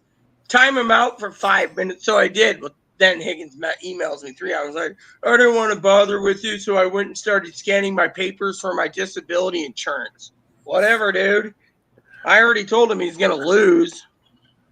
They got me on many times. I was on a podcast by YouTube. I call some guy an asshole. I go, you're nothing more than an asshole Republican. Hold on. Yeah, you're breaking up a bit. Yeah, I can hear you. I think the internet's been acting better since the wildfire. Yeah. She thinks the internet's working better with the wildfires. The internet cable goes from Anacortes to Friday Harbor under 40 miles of water. How is that working better with the wildfires? See, Mike knows my old joke with someone's insane. But Zoe, I timed him out, basically, is what happened. I timed him out, and he was pissed, so he left. Now he's not back. But it's comical Many times you hear me swearing. Oh, That many somebody times. But you know what? It's fine if you swear because, frankly, I don't mind. I swear like a sailor, anyways. I used to basically keep clean when Aaron was alive, but when he died, I just started swearing like a sailor. You exactly. know. Well, it doesn't matter. It's freedom of speech. That's right. Yeah. I mean, literally, it's the way it is. Yep. So, reporting live with the robot and the wildfire. Well, the island doesn't have the fire. It's the skyline that's got the smoke, Zoe. And it's the temperature keeps going up, even though we're supposed to be in the 60s. It's already 76 here. So, The heat's being shielded by the cloud, by the smoke. yeah, yeah, it happens, and then it's all sticky, anyways. The Right I now, mean, still, uh, 87. I was gonna ask you. The ham radio manual said something. What is this about the FCC inspecting your station? What is that exactly? They look at your paper and that's it, or No, what they do is to come in, they run a couple of tests, and they'll go out around your neighborhood, see if you're interfering in any place. They go to your neighbors, and see if there interference on TV sets or nothing. Nothing. Marsha Hunt, 40 movie stars, and black victim dies at 104. Zoe, this crap's out at a mile, so technically she's got the cell phone too. So she's just taking her dumpy time because she's really, really wanting to talk about her newfound thing that she found, which was a robot driving down the road. You know how she sounds like a little kid at times. On and on and on about robots. Well, this one bridge, this one I have to tell these. Every time I tell the stories, I still laugh about it. A friend of mine had an old Model T cab, all wood. So he's going across over to at Alton Bridge, which is Mm-hmm. go up and way down over this way, straight down. So when we did that, a friend of mine changed the gear in the deal. All of us put our hands up and go, wee! The highway patrol stopped and goes, says, I can give you a ticket. Says, yeah, we know. We did wrong. We admitted we were wrong. Says, but it looked like guys had fun. He goes, yeah, can we do it again? Keep going. Just keep going. But also there's an old cab, also had a bell. So every time we make a turn down Berkeley, as I call it, berserkly, I sit there and ring the bell, making the turn. And everybody's taking pictures of the van. And right away, I give this wave. The royal wave. So Mark says, what brands of smokes does Mike smoke? Pyramids. Pyramids, those are cheap. How Hey, much does it cost for a pack down there? Because I know up here cigs are expensive. they're about $7. You do know the basic cigarettes on this island are $15 a pack. It's like it's fucking robbery, man. You It's know, like listen to this. It's like $10 for a 10. $10. And they don't have my usual cherry blend right now. Somebody was telling me the other day, oh, you might want to stop smoke or tobacco chewing. You can tell me to stop. Okay, Mike knows this is coming. You can tell me to stop chewing, Zoe, when Mike ties the knot to me and you, and we're married. Then you can tell me I can't spit in the cup or chew the tobacco. Otherwise, I'm keeping the tobacco. I tell people, I go, okay, fine, good. You can charge me a lot of money for my cigarettes, but what about liquor? Liquor has not changed the prices in 20 years. Why not raise the booze? Hold on, Mike. I got to do a joke for you. That's what really gets me. Hold on. Okay, here it goes. You know my favorite drink? You've known me for years. Oh yeah. $40 for the booze. $40 for the sales tax. I'm serious. Don't even look at me. I'm literally fucking serious. I remember one time going down to the old Safeway with hubby. Walked in there to pick up 2 half gallons of Jim Beam. Next day I went up and got 2 half gallons of brandy. Same price. Finally looked at the manager and I said, "What the fuck?" He said, "What?" I said, "Both times I come in here, it's $160 at the door." "Oh, we charge $40 for sales tax." I was like, "You gotta be fucking kidding me." Yep. Zoe said she used to smoke parlor mints. Here you can't get menthols. Here in California, you cannot get menthol. Can't get menthols here either. But you know what Aaron used to smoke? His favorites, Camel Wides. Oh yeah. I remember one time going into the Rite Aid, or was it a CVS? No, Walgreens. I walked in there by myself across the street over where Aaron's dad's coffee shop. He used to go to Common Grounds. Aaron's was worried I was going to be mugged because it's in a shady neighborhood. I went in there and there's this hobo like, "Hey, can you buy me some sardines?" I'm like, "No." So I go in there and I talk to the pharmacist and I was like, "Oh yeah, I got some ringing in my ears." And she looks up the meds. She says, "Oh, this one's going to destroy your ears if you keep on it." "Okay, I'll get off of it now. Can I have the other meds filled?" "Okay." So I walk up to the thing. "I want some cigars and I want a carton of smokes." Lady said, "What type?" "It's a Camel Wide's entire carton." She said, "Okay." It was like $72 at the door in Cleveland at the time. So we go and I put it in my backpack, paid for it, left. Aaron's like, "So what'd you buy besides getting your meds?" I said, "I don't know, carton of Camel Wide's." "Oh, I love you a lot now." And I'm like, "You always love me. Here's your cigarettes. Go smoke." You know. Oh yeah. So Chris message. He says, "What's up, Rita? I'm not rolling. If I'm not rolling them, I'm smoking Marlboro Special Select. Marlboro man." Or as they used to joke back in the day with those shirts, Joe Chemo. You remember those, Mike? Oh yeah.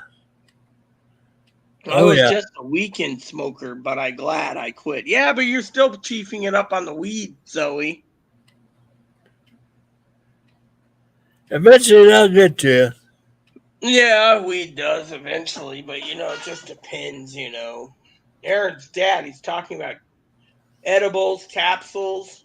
Weed safer than booze.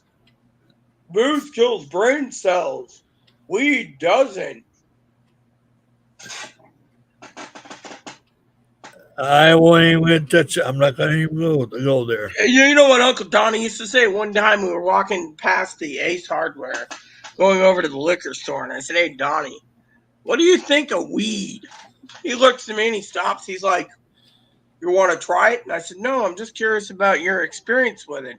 He says, "I can get high as a kite drinking a 6-pack of beer, and it's cheaper than basically smoking it. So I'd rather have the high from the 6-pack of beer."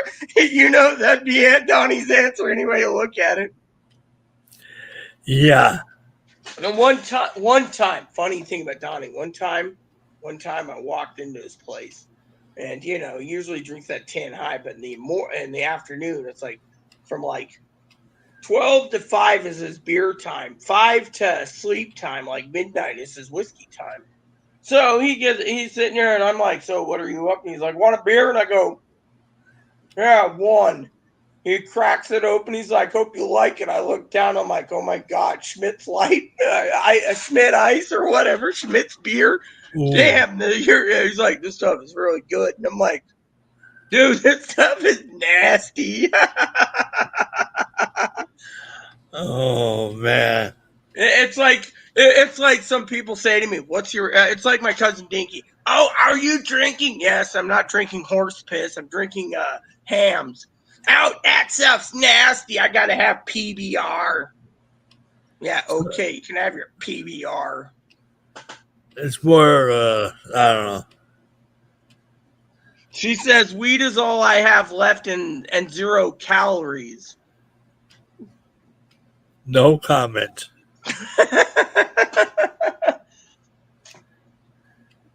Yeah, well, you do know once in a great while, Mikey, in the middle of the night going down to the harbor, right? Right? I'll sit there and I'll find a dark alley, no cameras and nothing. I'll be like, do you want to hit? And Chloe's like, yeah. And I'd be sitting there and we giggled. Sometimes the sheriff stopped, what are you doing? And I have the pipe in my pocket, in my inside coat pocket, and be like, nothing, we're just sitting here giggling. It's like, you two stoned, doesn't matter if we are, dude. You can't bust us. This is a recreation state. And you can't search us even if we had pot on us. He's like, all right. I said, we'll keep it down. Okay. And on he goes. And I'm just like, what an ass. Oh, Chloe's calling. So what is Chloe asking? Oh, yeah, she's going to call about the dog food. Yo, what's up? Here, Majesty. So I'm looking at the Vanderkamp fish. They got beer powder away. How are you? I tried some. I'm getting some. All right, I'll try some of those. I'll also try some of the Gortons too. But do they have fish sandwich? Fish sandwich. Fish patties or whatever. Fish. They don't have fish patties. They should. You know, sometimes I think you don't check the entire freezer section for this. Okay. So what is?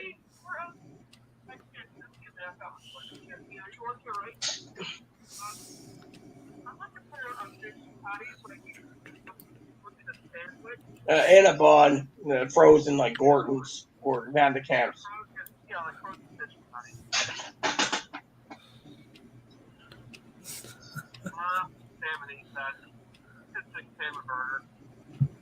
That's it? Salmon burgers? Oh, well, I guess I'll get hamburger buns anyways and slap on some of those fillets. Is that all the Vanderkamp has, or Vanderkamps or whatever? Or is there other flavors? Oh, well, skip the fish sticks. Go with the Gortons then, too. What did they have in Gortons?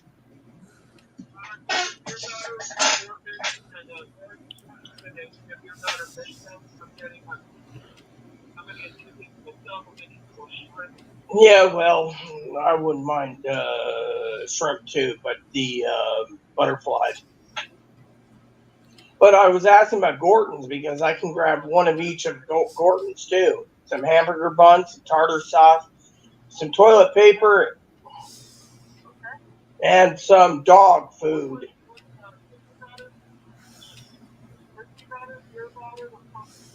Well, I want all three. And then the Vanderkamps, and then, and then I want tartar sauce, couple jars of tartar sauce. Right. And then tartar sauce, toilet paper, and dog food. Call me if you need anything else. Bye-bye. Oh, don't forget cocktail sauce for my shrimp. Damn it. Cocktail sauce for my shrimp. Since you hung up, 420 breaker. Yeah, it's not. Oh, it's 5. She's having a 420 break. Hold on. So, yeah, cocktail sauce for my butterfly shrimp. Hopefully the bill ain't this much. I really hate paying a lot of money out here in this damn island. It's expensive, Mike. Hello. Don't forget cocktail sauce for my shrimp. My butterfly shrimp. Yeah, cocktail sauce, and you want tartar sauce too. Yes, thank you. Yeah, right. bye-bye. What do you think of Gorton's and Vanderkamp's, Mike? You're a fish man. And they'll pass. Yeah, you'll pass because it's what? Cheap? Cheap. Tonight I'm going out to dinner tonight with a bunch of people. Boys or girls or both? Both. We're going down to the Texas Roadhouse. We haven't been there in 6 months. You sure you have your dentures ready to go for chewing the steak? Because you No, must have to. no, What? You don't have your dentures to do that, so you have no teeth to chew the steak. You'll be gumming it then.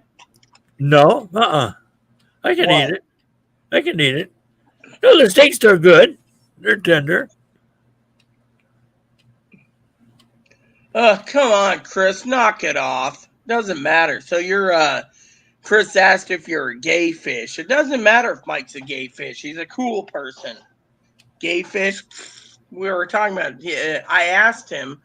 In my opinion, Mike already heard it, right? What is your opinion of Vandy Kemp's and Gorton's fish? He's like, there, I'll pass.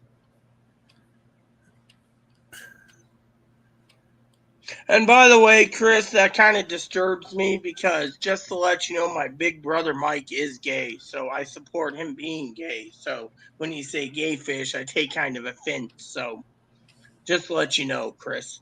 So, anyways, so you'll pass because it's cheap. Yeah, but how many places makes deep fried fish, Mike? True.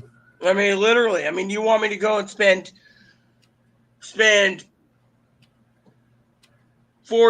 for three little Alaskan halibut things that look like McDonald's chicken nuggets? I mean, that's what they do here, dude. Yeah, I mean, yeah. literally, they're out here. It's like pure ripoff. I was talking to that neighbor the other day.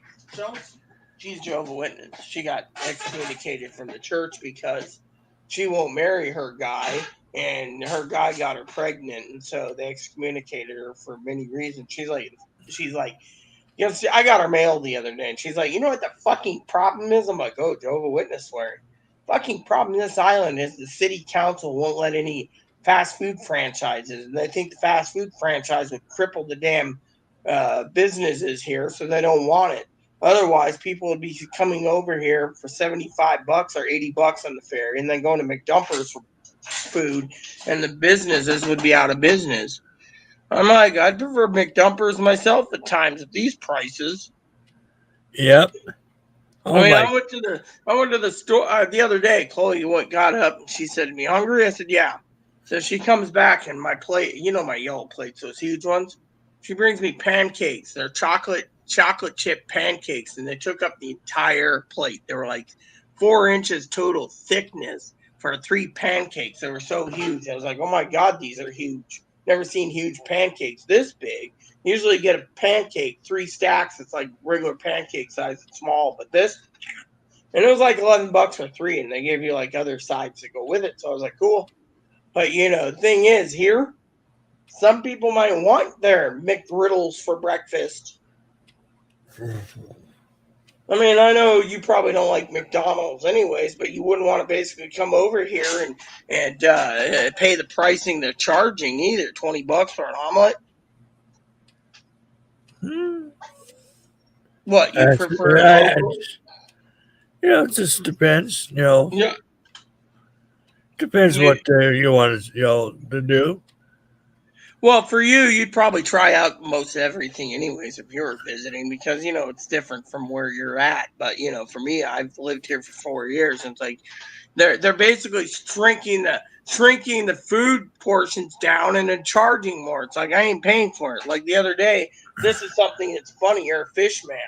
So Chloe went into a store the other day, and you know those little plastic baskets they used over the years for like those little fish houses, right? Where they put the paper in it and then they put the food.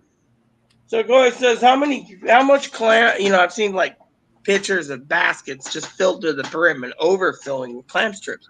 How much clam strips? The guy says, oh, about 1/4 clam strips and 3/4 fries. And it was like $20. Chloe's like, I'm like, I'm not paying for 3/4 fries and 1/4 clam strips. If they're gonna basically be that stingy, they can kiss my ass on money. I know a friend of mine, and he pays now because he's scared the hell out. I scared the hell out of him. He ordered a tomahawk steak. Oh yes, those ones are tasty. Well, he gave me for the steak, right? But he was not going to give money to the tip. I go, come on, tight one. Give me some more money. For what? For the tip. So you're not getting away from nowhere. Just you have to give up a little bit. He did. He kind of grumbled. He lives up in Reno now. Every time he comes down, he pays for his meal and a tip too. I told him it was at least a $5 tip. I remember once going into a restaurant, right? And I was sitting there once with my mom, and I was getting ready to board a plane the next day. And my mom's like, knowing I was gonna start on what she wanted me to be myself, a woman, and I was going to Australia. So I'm sitting there, and this lady gives us our dinner. Several lobster tails. I had a steak. I was big and piggy, and so finally, the bill comes. My mom says, "Oh, the lady deserves $15." Well, I sat there. Don't worry about it, Mama. So I leave. I said, "Here, this is for you." I gave the lady the tip. Lady comes over, right? Was looking like she's proposing to me. I'm sitting there and I'm like, almost ready to go. Mom, lady gets on her knees. "Do you really want me to have this?" I said, "Do you have kids?" "Yes." "And their Christmas sucked, right?" She said, "Yeah, we didn't do much." "Well, there's $200. Take it and be happy. Merry late Christmas." The lady's like, I mean, she was shocked. I'm like, "Look, my mom's is a waitress. I don't skimp on bills." My stepdad, Roy, he'd be like, I took him to a restaurant once, and he's like, "I'll pay the tip." We had like three of us eating, and it was like $150. He put like $5 in. I was like, "What a fucking cheap son of a bitch." So I was like, "Lady, come here. Here's 75 because tightwad McFucker over there wouldn't fucking part with anything." I mean, literally, that's how cheap he was. He's like, "Oh, $5 is good enough." Well, the service was good. They kept me filled up really good with that Italian restaurant. Well, the way I do it this way: if the meal's good, yeah, I'll give you a nice tip. If it's lousy, give me lousy service, you get a penny tip. Well, that's what Aaron did once. Oh my God, we were at Red Lobster, and there was like an all-you-can-eat, right? And the lady kept going to this fat guy. No offense to Zoe if you're hearing the story, but this fat guy has a bucket under his table, 5-gallon bucket. Keeps putting his shelves there. We're waiting, we're waiting. Finally, he's like, "Can I get you some more?" And Aaron's like, "Yeah, about time." So finally, after we ate all we could, filled up, Aaron's sitting there, and the one guy, he's still eating away. And Aaron's like, "What a fat fudge." And then the manager says, "Is there a problem?" And Aaron says, "Yeah, I'm going to leave it to penny tip to this Peckerwood." And he's like, "What's the problem?" He was catering to the fat guy over there with the bucket under the table, but he didn't come to us because we must be different because we're trans. He goes over, and the guy and them get into it. And then finally, in the end, uh, the guy that was the waiter threw the penny in. It bounced off Aaron's head, and he's like, "Keep the fucking penny in." The manager says in the office now, he's like, "I'm so sorry, we're gonna comp your meal." And I'm like, "I'll pay for it." Hell, I was gonna leave him at least $10, but hubby wouldn't let me. I mean, literally just flipped the penny right there to bang. And Aaron sitting there. When Aaron walked out, he's like, "At least we got our meal for you, wifey." And I'm like, "Yeah, but was it really that bad to do?" And he's like, "Look, the guy was catering to the fat man, and he wasn't catering to us." It was like the one day when Aaron left $3 tip when we were with Dad in Cleveland at an all-you-can-eat thing at Olive Garden. If you buy regular meals, the lady gave the best tip. But if you had the all-you-can-eat salad, the lady was treating us like garbage. So Aaron's like, $3. That's all that lady gets. Well, Scott Seafood, we got lousy service, right? So I said, I'm going to fix that son of a bitch. So I put a penny in a glass of water, turned it upside down, and the suction of the water held the deal. The guy looked at me and goes, "Where the hell's my tip at?" I go, "Right there in a glass of water. Good luck." He moved it. He goes, "You son of a bitch. You got wet." I go, "Payback's a bitch, isn't it?" He didn't like it too well. Too bad. Uh-oh. Hold on a sec. Hold on a sec, Mike. My cousin Dinky messaged me something wrong. Let me see. A little family thing. Let me look real quick. All right. Yeah, okay. I don't know how you feel, folks, about it, but that's the way I am. You give me a good service, you get a nice tip. You give me a shitty deal, hey, screw you. I will give you a tip or a penny tip.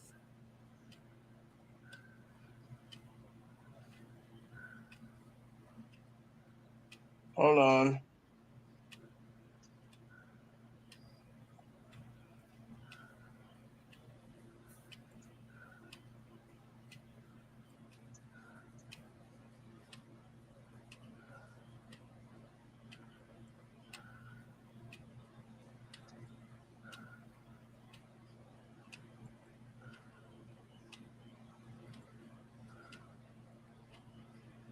So I'll tell you what's going on, Mike. So my cousin Dinky messaged. She says, "Hey sis, need to report bad news. Because she lost Hemi Cuda recently, her dog. Last year she lost Mo, her min pinch, who was like 18 years old. Lost Rye Biscuit not Rye Biscuit, Hemi Cuda, named after the engine, last month, Mike. She says, hey sis, need to report more bad news. We will be putting Rye Biscuit down. Poor dog. I love Rye Biscuit. He was like the little thief that could get away with stealing stuff and get away with it. He was adorable. He's like a little Pomeranian mix. Most likely Monday evening. Took him to urgent care today. Think he had tummy issues. Blood work shows extremely high off the chart liver function. With this, and a gallbladder is not processing like it should. He's a risk of a gallbladder rupturing, an extremely painful way to die. Gallbladder removal surgery could be an option, but with his age, the vet said she wouldn't put him through that, and that we need to face the decision of euthanasia. Oh, man. Oh, man. I love Rye Biscuit. Rye Biscuit was... I know my cousin Dinky's holds up and hides for days on end before messaging, but this is...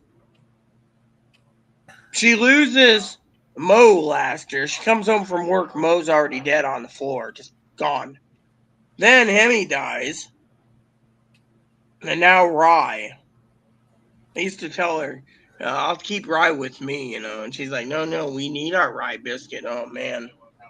This is what saddens me the most, Mike. Dogs don't live forever. No. Moppy's 11. Unbelievable. Yeah, and he's still alive, so I feel it's a blessing, Oh, yeah, I was going to call Chloe real quick, and ask her about a tobacco pickup, too. I can't believe that. Literally, out of all the days, Yeah. I just can't be... I can't believe that. I love that little doggy. That doggy's like the best doggy in the world, that and Moppy. Anyways, I'm gonna... Hey, you out of the store yet? Will be. I want to let you know I need some more tobacco. All right? Thank you. Toodles. Can you believe that? I can't believe that. I love that little doggy. Oh, yeah. Breaks my heart, Mike. Oh, yeah.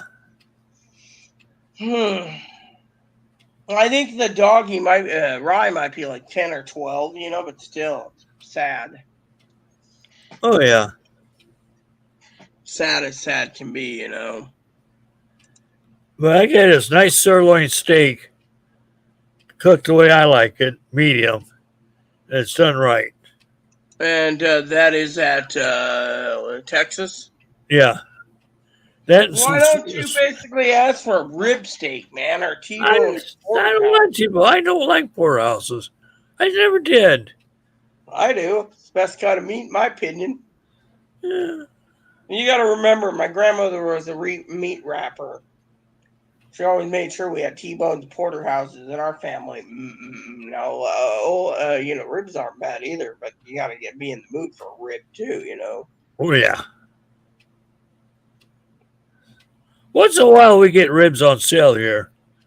So what we do, Millie and I, we stock up our freezers full of ribs. Then when we Do pull them you out, do you cook them in the oven, fry them, or put them on a barbecue? we slow cook them in a slow cooker. Crock pot? Yeah. Oh man, never heard of anyone cooking. All right. No, in the oven. She cooks it in the oven. Then when I go over to her house, says, Mike, could you put the sauce on? So I pull it out, take some rib sauce, and just go. Oh, you mean like pork or beef ribs, not steak? It's pork ribs. Yeah. Oh yeah, yeah. Pork ribs are When great. I do slap on the sauce on. She goes, do I have a brush left? I go, yeah, why? She looks at her oven. She says, not mine. I kept her stove clean, oven clean all the time. I never splattered nothing. But it's so good, though. Oh, I know ribs are really good. You know, Oh, yeah. my cousin made me a beef brisket one in his little pellet smoker type cooker for like 6 hours. That was pretty damn tasty. A beef brisket. Oh man, he knew how to cook it just right. Man. So Zoe says Tavern on Rush. My favorite steakhouse is closing. Well, we don't have a steakhouse here, so I got. Mike knows what I'm about to say. I gotta. What's that word? I gotta compromise by doing Aaron Steakhouse at home. I know his seasonings. Yeah, do you remember that? Did I ever tell you the story? He used to kick me out of the kitchen. Eventually, I wrote down everything and learned how he cooked it. And one day I looked at him and said, "Make sure you teach me." And he says, "Why?" Because one day you'll be dead. No, I'm going to outlive all of you, including Mike Allan. Now, what do you think of that, hubby? You're up there and we're down here, and I'm still enjoying your steak. You still got that freezer, don't you, full of food? Right here. Yeah, usually I get whatever I want, you know, but the farmers here, they're raising their cow prices. The other day, my sister was talking about how she's got like 2 whole cows. I'm like, dude, if you have 2 cows, well, you know, that's our prepping thing. I'm like, smoke some of it. Otherwise, you're not going to, your cow, you can't, yeah. Let's see, 1, 2, 3, 4, 5, 6 of you can't eat 2 whole cows in freaking a year. That's a lot of beef. Well, she's kind of, but me, I mean, literally, I don't even eat that much beef. Exactly. I mean, literally, I look online, I'm like, oh, Chloe, T-bones are on sale at Safeway. She'll go up and take the ferry over, and she'll be like, "Hey, Ralph. Hey, Chloe. You know, what do you need? Oh, I need some. You're here for Rita's. Your porterhouses. Okay, I'll cook some porterhouses for you. You know.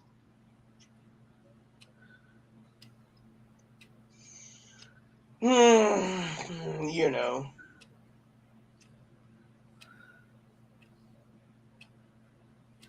You know. But yeah, I mean that. You know, my cousin says, I know you loved rye biscuit, you know, pretty much like Moppy. So, you know, yeah, it is. It's sad. It's literally sad as sad can be that, you know, on that, you know, Oh, yeah.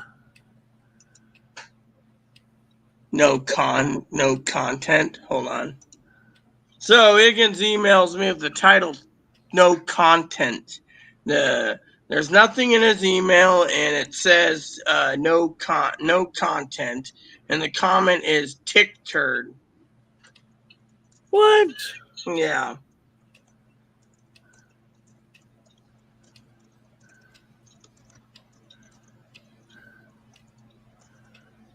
Yeah, so I said I'm live with Mike. If he has any ham questions, you might want to ask soon, you know, being polite. But his email to me is tick turd. You know, from Sheriff Justice P. What is it? Buford T. Justice. Shut up, Junior. Bloody tick turd.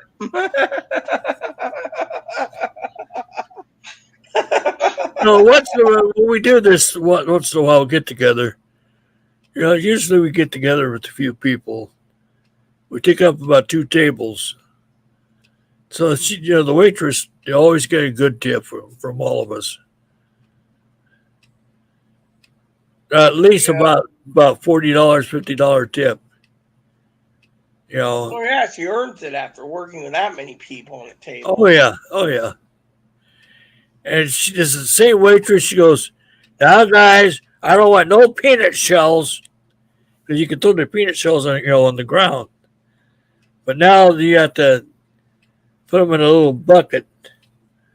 So we used to throw them on the ground. We used to cover the ground full of peanut shells. Yeah, I heard that about that. Aaron used to talk about that. I knew when Aaron's grandmother died, everyone went to. The funny thing is everyone went to Texas Roadhouse. Me and Aaron were not invited. So Dad's like, well, you know what, June, if you're not inviting my kids and my daughter-in-law to be at your fucking party, then you can kiss my ass. I'll take him somewhere else. And he did too. He may have kept his word. And yet, dear old dad, that's what I call him, is giving all his money to his lesbian niece because he doesn't want Social Security to get a dime of his $8 million, $9 million. What a tightwad! Yet every time he talks to me, yeah, anyways, my best friend Gary, I've known from high school, took me out to dinner. Like 3 days, 3 times a week, Gary takes me to dinner. And Dad doesn't even pay anything. He's like, this was a great time. It's like, what a cheap son of a bitch. Yeah. Yeah, Tony, you're right. All the good places closed down. It's these. I really don't like these. What do you call them, Mike? These chain restaurants like Longhorn, or not Longhorn. Longhorn's great, but that we don't have them out here. Texas Roadhouse. I don't like them. I used to like Stuart Anderson Black Angus, but you don't even find those anymore. No, no, you don't. It used to be my mom's favorite restaurant with Black Angus. Black Angus used to be real, real good. Oh, Black Angus was awesome when I was a kid. Oh yeah. I remember my mom's boyfriend. I don't know how many times he took every. He wanted to be. He was trying to be prim and proper, with my mom one night. So he takes everyone to dinner, my entire family, and he's like, I gotta go.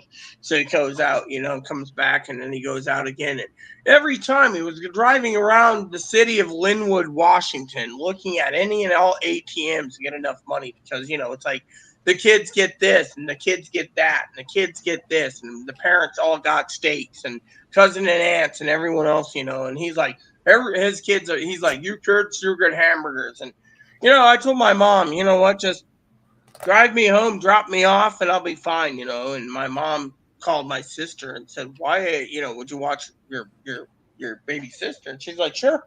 Why is it they don't want to go? Because Dave, that's my mom's boyfriend, is demanding all their church good hamburgers. And my mom's like, Rita's the royal princess. She gets the steak. No steak, no stay. So mom's like, I'll be back in about 30 minutes. And Dave's like, where are you going? I'm going to drive Rita home. Well, why is she going home? Because you're not offering steak for her. So I made sure that Caprice takes care of it. My sister committed suicide last year. So on the way home, my mom had this boat. It was a limousine, TV in the back, and play video games. I'd get there and she'd be like, she'd park the car and then she'd get into her little small Isuzu and drive back over there. And my sister'd be like, you turned down a free hamburger. I'm like, yeah. My sister's like, you want a steak? I'm like, yeah. So she'd go in and my sister at the time cooked me a steak, had a steak herself. And then mom's boyfriend's like, oh, yeah, the hamburger was good. I'm like, whatever. And then, Dave's like, oh, you missed a good meal. My mom's like, no, she didn't. You wouldn't let her have steak there because all the kids had to eat hamburgers because it was your rule. And then he tried proposing to me and I turned it down, thinking you're treating my kid like crap. He ain't giving her steak. He ain't getting my marriage in the hand. So what happened? What'd you do, Rita? I had steak at home, nice big old porterhouse, He's like giving his Dave face like, there it goes, another bill collector. I don't know who this is, Clutches. Okay. Hello? Hello? Yes. Sir, this is Ben calling you from Diabetic Health. How are you? Mike's like, But I had one guy. He's one of these real snobby type persons. Right. on his food. So I took him to a restaurant, one of these mom and Mhm. pop restaurants. Mom and pop restaurants are one of the best foods. They might be a little greasy, but so what? They're always good. And the guy goes, he looks at this place, he goes, Mike, why are you taking me to this dump? He goes, shut up. I'm going to take you to some good food, not this high class hippity hoop food. He ate there. He goes, how was the food? Okay. He says, you know what? He says, what? You like your little uppity up food and everything else. He goes, yeah. You like your Yeah. steak and lobster and everything else. To me, I can eat a mom and pop's little restaurant here like this. Sure, the place is not, not the best place in the world to eat. But in the mornings, this place is great for breakfast in the morning. And that's what I did. He didn't like it too well. I don't piss on you, you asshole, and go back to your little highfalutin restaurants. So apparently he's too busy to join and ask questions because he's a rebel because he's scanning more documents for his lawyer. I mean, let's talk about that for a second, Mike. Just to be funny on this channel, right? If you were my lawyer for Social Security, would I be paying you to sit on your ass and not get the medical records, or would I be paying you to get the medical records and I wouldn't have to worry? Said he's scanning everything for his lawyer. What a bunch of crapshoot. I think the lawyers see he doesn't hear at all. He's got to have his mom everywhere, right, to guide him because he has mental problems now and he can't process things and all this stuff. And so he's like, his mom's with him, and they hoodwinked him to signing, for a lawyer. It's like you just threw away SSI because you're going to appeal it. You're not going to win because his Social Security credits, his disability insurance credits, expire 5 years after the last day he works. Well, he applied for Social Security 9 years later. So he's like, oh, well, I had a disability since 5. I'm going to fight it. Dude, he's going to be basically homeless soon if he keeps trying to fight something and lose his house because, I mean, literally, doesn't it? I mean, I know Social Security for like 40 years. I've dealt with them being disabled. So, but him? Oh, I'm going to scan everything for my lawyer. What a move. Huh. I mean, literally, he's one track. He comes in, oh, yeah, I'm doing this. I mean, literally, yeah, what do you think? You think he can win 9 years later? No. I mean, literally, he thinks he's got this like audio processing disorder from childhood, so he can win on that. I mean, literally. I told it like it is one night, and he told me I'm not supporting of him trying to get disability. See, he wants the 1,800 a month on disability. He doesn't want to live on 841. So he just threw away his thing. You see, when you reappeal it, your main disability insurance claim, they freeze the SSI completely and open the entire case.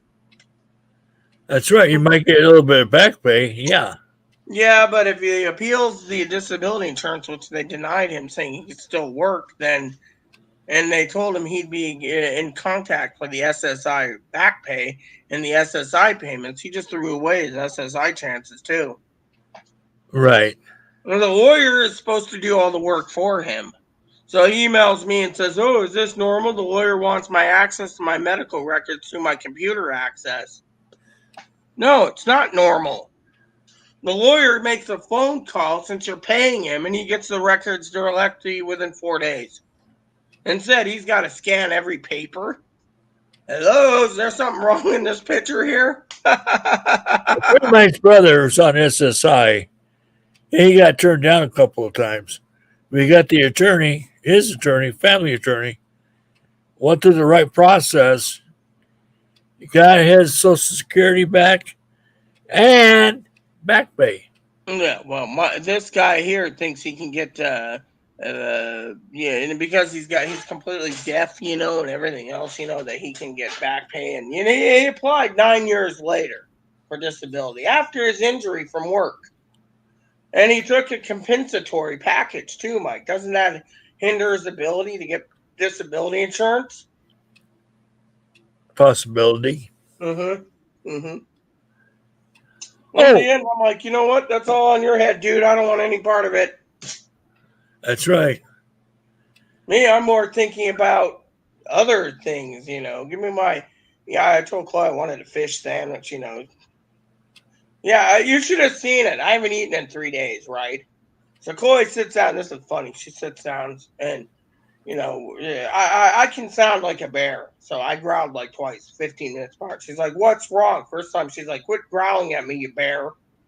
Second time I growled, she'll realize, "Oh, you haven't eaten in 3 days," and she's shoveling your face in with Gordon's fish fillets. I'm like, "Yeah, mm-hmm, I took this one guy who's a millionaire, mm-hmm, and he's like me. He goes to mom and pop's restaurants.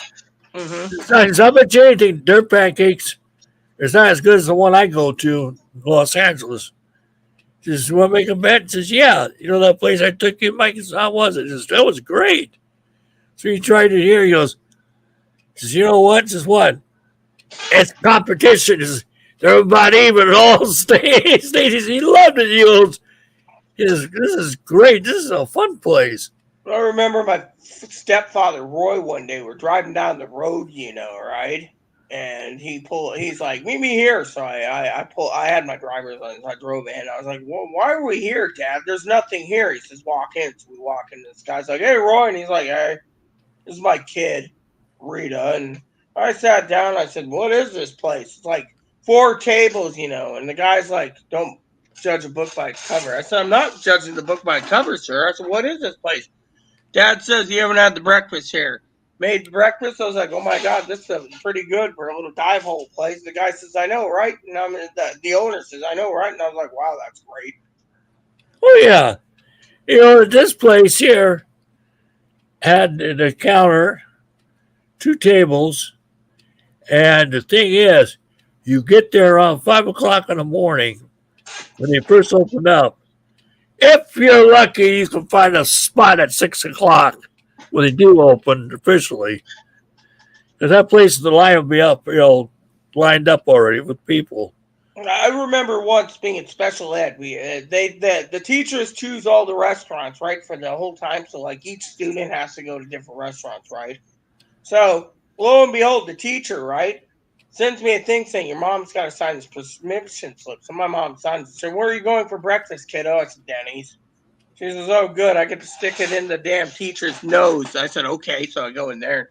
Teacher's like, "So does everyone have enough money for lunch?" And I said, "I don't." Waitress was my mom. So she's like, "What can I get for all of you?" And the teacher says, "This one goes hungry." Their mom didn't give him any money. My mom says, "I beg a pardon? What do you want, kiddo?" I said, "I'll take the steak breakfast, maybe a side order, a prime rib." She's like, "Okay." Teacher's like, "You can't do this, ma'am. They don't have any money." My mom looked at her and says, "I am her mother. Don't ever contradict what my kid can and can't have." Lady's like, I'm sitting there and everyone else are eating like something small. I'm like, mm. I got out of there. The teacher says, "That's really your mom?" I said, "Yep." And you pissed her off. Well, the main primary teacher came in. She said to the teacher's aide, did you meet your Rita's mom?" She says, "Yeah, I got ripped a new one." She says, "I figured you would. One thing you don't do is challenge what the royal hiney over there gets. If she wants a freaking steak, she gets it." Well, she had a steak and a prime rib. "Well, good for you. Hope your lunch was good." "Yes, ma'am, it was." Never ever challenge Rita's mom. But it's neat about this place, though. You can wear a suit and tie in that restaurant, be a construction worker or a garbage hauler. That place was that packed. It didn't The matter. guy that gives me the gift kit cards, Piper, that was going to join us tonight. Or today. He actually is a garbage hauler in Indiana. Actually, he works in Chicago and then goes home to Indiana. But it's kind of fun though going to places like that. They're far in between now. Oh yeah, those mom and pop shops. I remember going to a mom and pop shop with my grandmother all the time. She went to a place called the Pine Cove Cafe. Great breakfast. Pancakes are good and everything. You know what? I remember growing up. There was this place in Ocean Shores my grandmother used to take me to. The best place in the world for food. Best place. mom and pop shop. I'm telling you, it was great. My grandmother had this like old Airstream, like custom Airstream, right? And she owned this property, and she had the biggest lot in this like little trailer place. You have to pay like $100,000, right?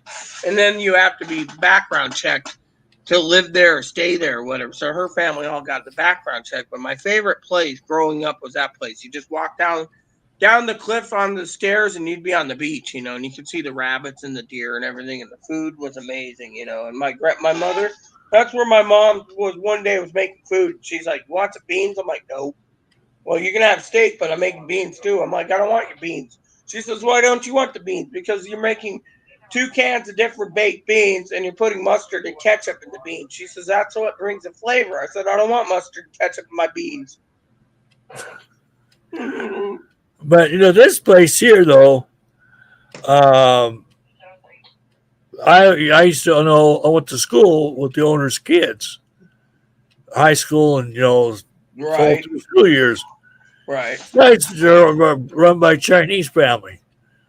I go, "Hey, Mama's son is, hello, Michael, sit down, sit down, sit down. Coffee?" He says, "Yeah." I said, "I know what you want for breakfast." Is what, Ma? "Frenchy toast, Chinese sausage, eggs, no eggs. So House again, I'm gonna. So cigars." so again, he's listening to us with his Bluetooth. Higgins is. That's why he's not commenting. He says, "You're talking out of the side of your mouth. Hush.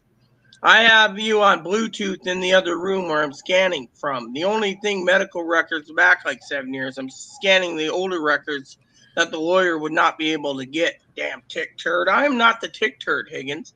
Matter of fact, if you have any questions like what the FCC would do if you use your ham radio without a license, let's ask Mike. Mike, what would happen to Higgins if he used the radio without a license? I want to hear Mike. He's been doing it One, for 50 one, years. you probably get a fine of $20,000 or more, plus time in jail, and go in front of a federal magistrate.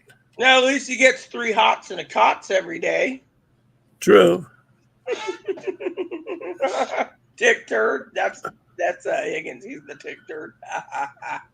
But what's amazing about her though? Hmm? She never written down an order in 30 years when she used to run that restaurant. She never write down. She remembers everybody's orders. Then she write down the orders, so you can pay up how much you owe. And I go, "Why? So where's Joe?" "Him back." I go, "Okay." So Joe, I go, "Hey, Pops." He says, "Hey, how you doing?" I says, "What's wrong?" "Mama's gonna get it one of these days. She's giving me too many orders." I go, "Just take it easy, Pops." She says, "You want me to help you?" "No, no, no, no, no, no, no, no. You go see Joe. You go see Joe." So I used to go back there in the kitchen, grab another cup of coffee on the way back, walk back there, and walk back out. People looking at me like, because I know the owner's son. I know the family very well. And, Mama was just a 4 foot nothing little Chinese lady. So I asked Joe, "Why does your dad always keep a pot of grease?" He says, "Well, back in the days when he was downtown, some guy robbed him. He grabbed the pot of grease and threw it on the guy's back and beat the hell out of him with the pot." That's a good way of getting even with someone. Yeah, guy's money back. But Pop, so every time you come in, every time I go in the kitchen back there with the kitchen, back in the dish room. "Hey, Pops, how you doing?" "Oh, hello, Michael. Hello, Michael." Says, "How was your breakfast?" "I didn't have it yet." Says, "What are you having?" "Frenchy toast, Chinese sausage." That's what I did. Roast honey sausage. He laughed. He goes, "Oh, you're getting better. You're getting better. My English is no good, but you're getting better." My mom used to have a rule when we went to Denny's: no ordering milkshakes, or we'd have it on her head. Why? She didn't like making them. It took too much time. That's true. So, we never ordered the milkshakes. But if it was, she wasn't working, she offered us a milkshake. We'd let the other waitress do it. Oh, yeah, those were good times back in the day, We used Good to times. go. We used to go down to Borden's Dairies. It used to be on 13th and S Street. Upstairs was the the restaurant part. So we had to go up the stairs a little bit. So my cousin Jerry was working there. His milkshake's supposed to be real thick, right? Uh huh. Says, how thick are they, Jerry? Well, I can turn this upside down and we'll fall out. And it came out. My mom just sat there like a smart ass. Just, all right, all right, all right, all right. Don't argue. In Australia, they have two types of milkshakes. They got the milkshake, which is like milk water, and then they have the thick shakes. You got to ask for the thick shakes or you get the milkshakes. I learned that when I was ordering some hot dogs once at a shop. Oh, man. Wife was like, "You want a thick shake. You don't want a milkshake." Okay, I'll remember that next time. Oh, Wife was a character, She was like, she yeah. always knew me as a picky eater. She'd be like, "What do you want for dinner?" I don't know. How about I just order you from Joe's? Oh, I work. Okay. Joe used to make the best traditional pizzas in all of Australia. I'd go in and be like, "Hey, Hank, what do you want?" The usual. Wife's fine. Yep, as usual. Okay. What do you want? The usual. I'd be like, "Hey, wifey, what are you eating?" Oh, I get the one with the lot. It has everything on it. It's got calamari and squid and cheese and everything, and they cook it all together, Oh. Egg. They put egg on their pizza over there. You got to remember what one person eats is a treasure. The other person might think it's garbage. I mean, look, I remember one time waking up and smelling something funny in the kitchen. I'd be like, "What the fuck is that smell?" She'd be like, "Oh, I'm rolling up tripe and putting it in a frying pan and flour." Oh God, no thanks. I think I'll go down to the store and get me some hot dogs from the hot dog vendor. One thing my mom and dad always liked, and my aunt too, and uncle, liver and onions. Oh yeah, I couldn't stand liver and onions. Every time they cook it, every time I used to go down there and check on them, my mom and dad when they're cooking liver. Goodbye. Hello, goodbye. It's like hubby. He'd go in. We'd go into our favorite Mexican restaurant. I'd be like, "Give me the Camarones a la plancha and the Camarones a la Diablo," and the lady would be like, "Okay," and Aaron would be like, "Usual," and I'd be like, "Oh God."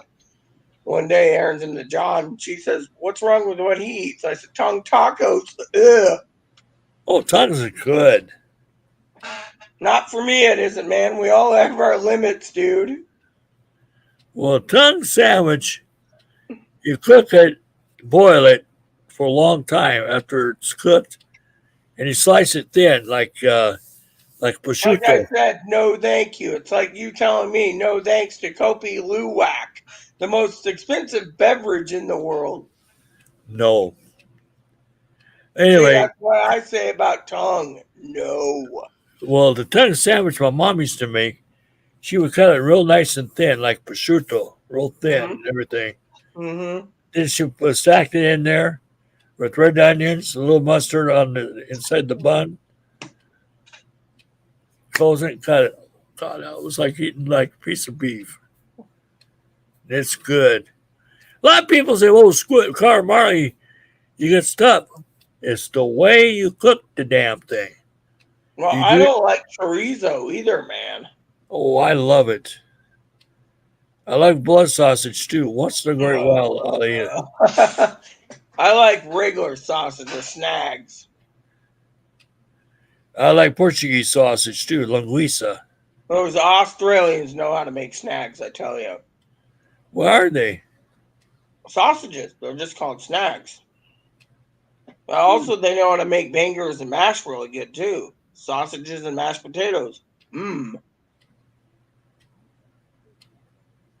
Uh, What I thought was really sad about this damn country, no offense, I love this country, is in Australia, you go down to the Queen Vic markets on Tuesdays and they'll clean out their storefront so you get deals on meat and you can freeze it all.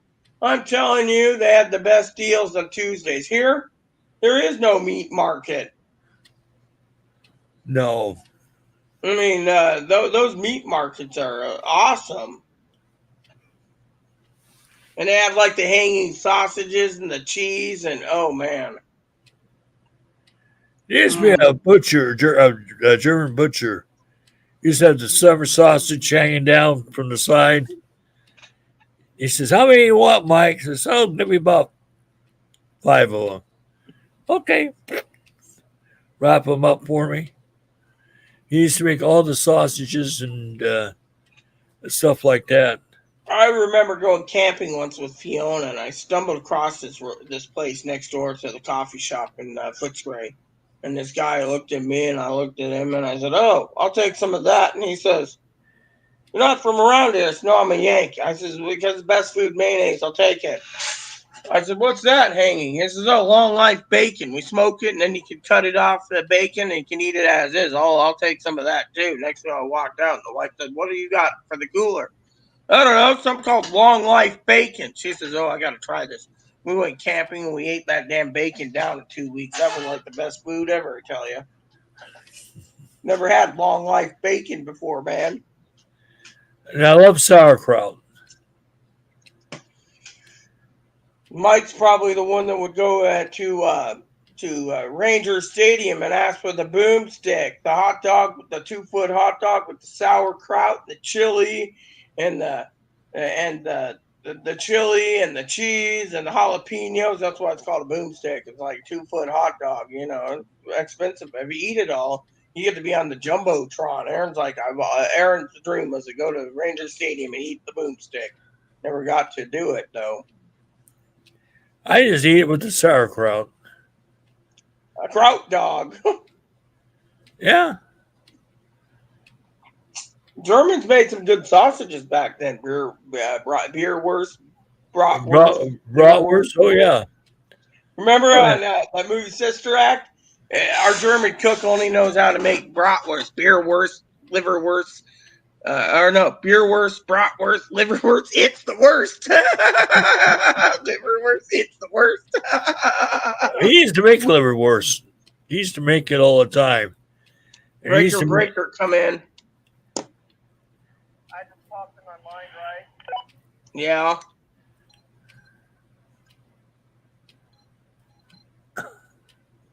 You're breaking up. Can you hear me now? Yes. What's up? I just realized that the King of England kind of looks like Brooks from Shawshank. Yeah. Fred would be like, and that's the day that Brooks came back to life and was crowned King of England. We never found out how he was related to royal family, but apparently he was. Talking about Shawshank Redemption, you remember that movie where Brooks kills himself? yeah. Yeah, he looks like the King of England. That's true. He does look like the King of England. He does. Huh. But no, sauerkraut, though, there's forget the name of It the. also kind of looks like Peter Crusting, right? Go ahead, Mike, about sauerkraut. Remember, we decided to test the food destructive power on your home planet of Alderaan. You may fire when ready. But the sauerkraut, though, it's been already pre-washed and everything. All you have to do is just heat it up. And oh, that was good. 425, I think. Yeah. I'm not ready to eat, so we're good. All right, over. Anyways, sorry about that. So what? Yeah. She was talking about the guy in Star Wars looking like the guy that fires the Death Star on the planet Alderaan. Yeah. Uh-huh. But So you wash it and then you just heat it up and then you slap it on a hot dog. Yeah, it's already been pre-washed. All you have to do is just heat it. What type of hot dogs do you prefer? Don't matter. Yeah, I found these hot dogs that were here here recently. It's Snake River Farms owns it. It's called Double R Ranch. Really good hot dogs. I tell you, they're They're really good, but expensive as hell too, man. And then these Himplers are made in Washington. Chloe got some of these hot links. They don't Huh? have any cayenne pepper in it at all. They were weak, you know. And me, I cannot stand any hot dogs that are beef and chicken or chicken and beef or chicken, beef, and pork. I just can't stand them. I'm very picky on my hot dogs, Mike, you know. Oh yeah. Gotta have the premium. You know what I miss? Those old Angus dogs by Ballpark. Those were some real good hot dogs, man. They're expensive too. They don't even sell them here. I don't even think we can find them in the state. One of my favorite foods. One time, Aaron made me a plate of Johnsonville Monterey Chipotle bratwurst. He put it on the coffee table, you know, and I said, I'm going to go to the bathroom. He said, okay. I said, no problem. He says, I'll be here. I come back, I looked at him, and I said, son of a bitch. And he's sitting there stuffing his face. He's like, what's wrong? I said, someone owes me some bratwurst. He looks down, and Moppy scarfed up the last one. He didn't even pay attention. So Aaron says, let me finish this. Gets up, goes out, and I'm sitting there going, I'm going hungry tonight, little bastard. Moppy's with him. I'm like, isn't that right, Blizzard? Comes back. Here you go, on. Brought you a pizza from Eastside Pizza. I'll go to this tomorrow in the morning while you're still sleeping to get you some more bratwurst. He looks at Moppy. He says, you lost your treats for 3 months. You don't steal Mama's food. It was like one time he left some food on the thing. And Blizzard, he's just looking like, I'm going to get some. This is great. Moppy comes up and he's like, So then Aaron sits down. He's like, are you ready for dinner? I got a nice bottle of wine. We can talk, wifey. And I look down and I'm like, where's your plate? He looks over. Moppy's like, and he's like, Blizzard didn't even go after the food. Moppy! What, Daddy? It was a great, tasty prime rib. It was just sitting there on a plate. Aaron's like, you should be lucky your mom bought 2 12.5-pound blocks. He goes and cuts himself another piece. He's like, you get nothing for 3 months. He's like, hey, Blizzard, how come you didn't take any? And Blizzard's just sitting there wagging his tail. I'm like, here's a little piece for you, Blizz. And Daddy's like, here's some food, Blizz. And Moppy's sitting there going, and he's like, no, you stole a pound of prime rib. You ain't getting any. Damn little shit. Well, see, I don't like prime rib. I don't know why. Prime rib is delicious, don't you see? I had prime rib once recently. It was delicious too, you know. I never did like it. Chloe had some chicken on a plate once, and she moved for a second, then looked and she hears. Next thing you know, she looks and the entire plate's broken, and Moppy's sopping up the chicken on the plate. You know, it was like chicken tenders. And Chloe's like, "You shit," and he's like, "Nobody was. It was tasty." He's a food thief. Take your food if you're not looking. And what about the stuffed peppers? All about the fish sandwiches I got from Herbs. Yeah. And you were depressed, hopeless. So I decided to run down there and order another sandwich off my dime. Those 2 sandwiches. Yeah. Bitch ate 2 of them. And I'm the one he costed the money because I had to buy more. Because the ones you bought were eaten, right? But then I replaced them off my own dime. Oh, because you, Moppy. Remember that. So, just to be funny, Mike, so Chloe comes here. She grabs a plate. She sets up before the restaurant burned down. She sets up. Thanks. She sets up my fish sandwiches from Herb's. Great fish sandwiches. Deep fried, battered fish on a hamburger. Did you get hamburger buns too? Oh. Or tartar sauce? Well, I got you tartar sauce. No, I can do that tomorrow. What, you said you're going to eat fish tomorrow now? Well, I did today, I said. I was just saying, you know, try these out. Beer battered, these are what, yours? You said one was mine?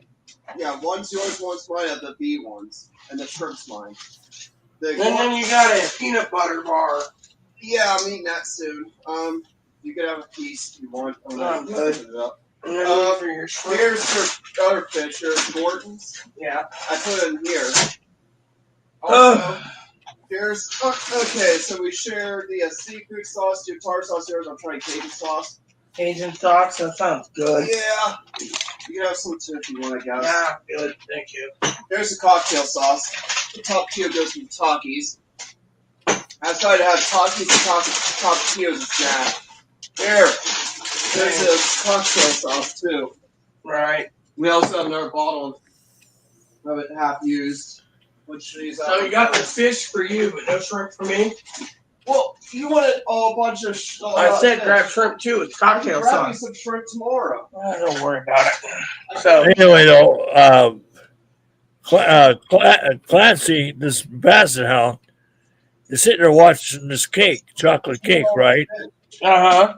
All of a sudden you hear this plate go moving. He's eating chocolate cake and he's getting there squirting the chocolate cake all over the side of his mouth. He's going, Clancy. Moppy and Oh yeah. So one day, Chloe, I teach Chloe to make Karen's famous stuffed jalapenos. You know, I told you about that. You know, the You're right. jalapenos, and she fills it with hot Jimmy Dean sausage and put a plate down. I turn and Chloe's doing something. I come back and Moppy's sitting there and slurped up all the jalapenos. I'm like, dude, he ate the jalapenos and the sausage. And I told Dad says dogs can't sense what's hot and what isn't, so he just scarfed them up. Yeah, and sandwiches I had to rebuy at Herb's because he ate them. Yep. He ate the fillets of them. The other funny, yeah, exactly. That was funny. I sat down, you know, and she's like, "Where's your sandwich?" I said, "Moppy's like, it's like the son of a bitch ate my fish sandwiches." You know, you don't see many fish sandwiches around anymore. There is no place that makes a fish sandwich now. Yeah. I mean, literally, the damn dog is a thief. Literally, thiefy, you know. Yeah. I mean, I just can't believe how much of a thief he is. I mean, literally, he's like the epitome of thief. Did you get my tobacco? So, anyways, I just can't believe how he's just a thief, you know. And Aaron, he always basically watched him like a hawk. Christmas and birthdays and everything, yeah, he always watched that little shit like a hawk. He's like, you ain't stealing, man.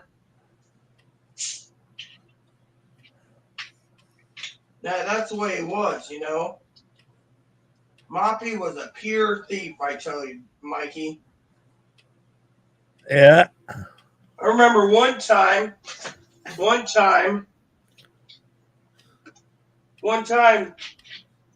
Donnie came over for drinks, and Donnie wanted us to prepare cheese-flavored little Smokies. He turned around and looked, and he says, "That little motherfucker stole my little Smokies." I mean, literally, that was Uncle Donnie's answer. "Little fucker stole my little fucking Smokies. I ain't gonna even share my little Vienners with you, you little shit." Well, anyway, Rita, I gotta pick up the group.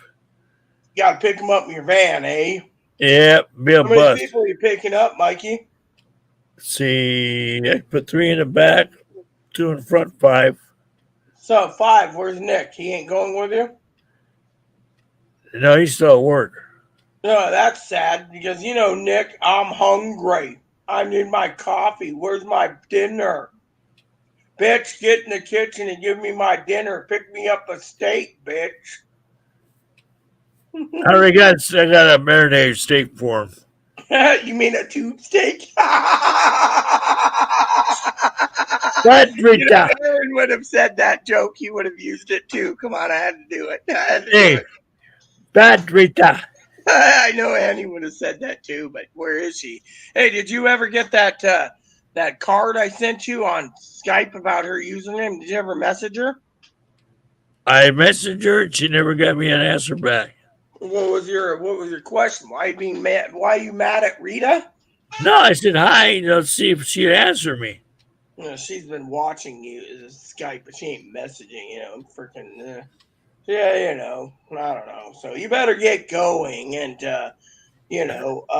I will Yeah. get that book, Mike, and we should schedule Okay. another time so we can talk ham radio. I'd like to know why the next time we talk about, why the other radio frequencies are somewhat dead, like CB and Right. RS and Okay. Take care. Doodles. So, how many people are still watching this? Because frankly, I can go to my game. Zoe ain't around. Hold on, let me see what Zoe's doing. So, told me to get that handbook. So let me see what's up with Zoe.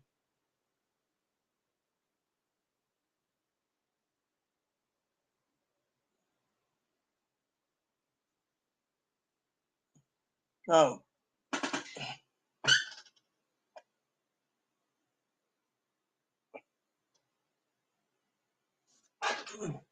Yeah, what? You didn't want to comment, Zoe? What? You were falling asleep? What do you think, Tony? We didn't even get Piper on today. That's what's really sad. Piper never came back. He must have fallen in the toilet. Yes, so you need a nap. What about you, Tone? You gonna take snooze soon? Because I'd like to get out of here eventually after I drink this. I want to go back to my game. I still got lots to do. And yes, we know you're not feeling well. I'd like to get to my game too. No, don't worry about it. I'm more sorry for my cousin Dinky. Rye Biscuit's going to be put down.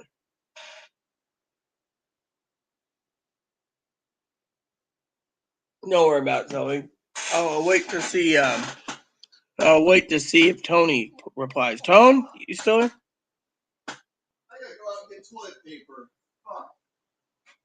Hey, not that you would care, but Dinky messaged. She's got to put Rye Biscuit down. I know how much you like dogs. So sad. I'll read you what she said to me.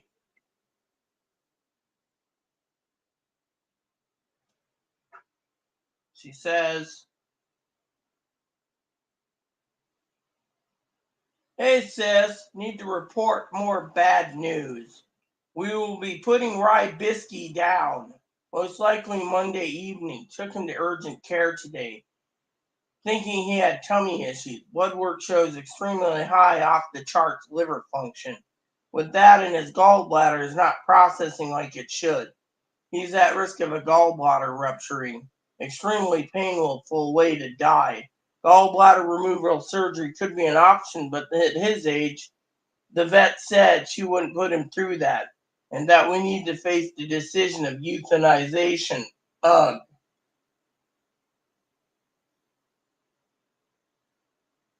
And then she says, "Yeah, I know. You really loved Rye Bisky, and I wanted you to know." There you go. So, Tone, you still here or are you gone too, man?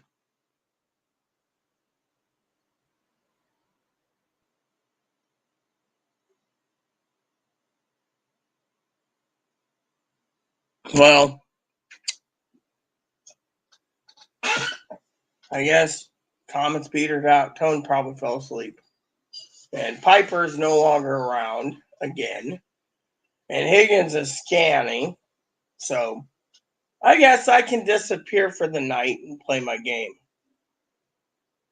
And enjoy the luxuries of my gaming that I've been enjoying so much today before this appointment. So I've been on YouTube 3 times today. So Higgins, hope if you're listening, so sorry about the joke on you, man.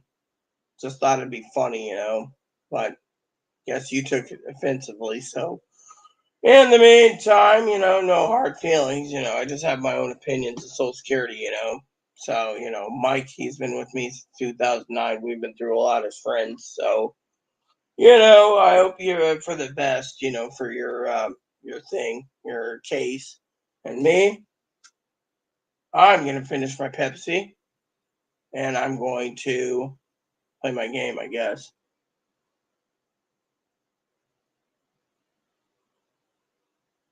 I got a lot to do in my game today and I want to get it done.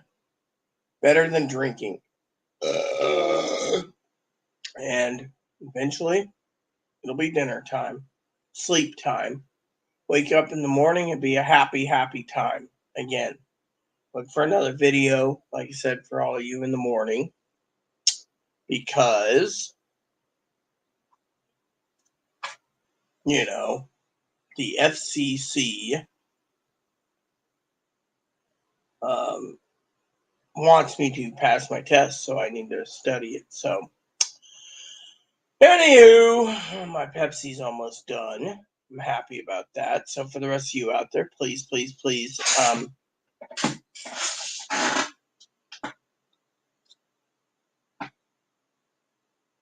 enjoy your day. Excuse me, that wasn't ladylike. That's what happens when you drink soda. And, you know, I'm going to game soon because I don't want to answer email and I don't want to answer anything, you know. Yeah, I know you're a lot listening. You already said that, Hagen. So quit emailing me about it because I'm about to leave anyway, so you can go keep scanning. My game is calling me. My game is very important to me right now. Trying to find 3 fruits, so I got to go around islands for the rest of the night. Well, I'm going to cut down every tree too while I get a chance. So, you know, I still got 6 hours till the shop closes, so I might as well utilize it. Actually, 5 hours, 5.5 hours.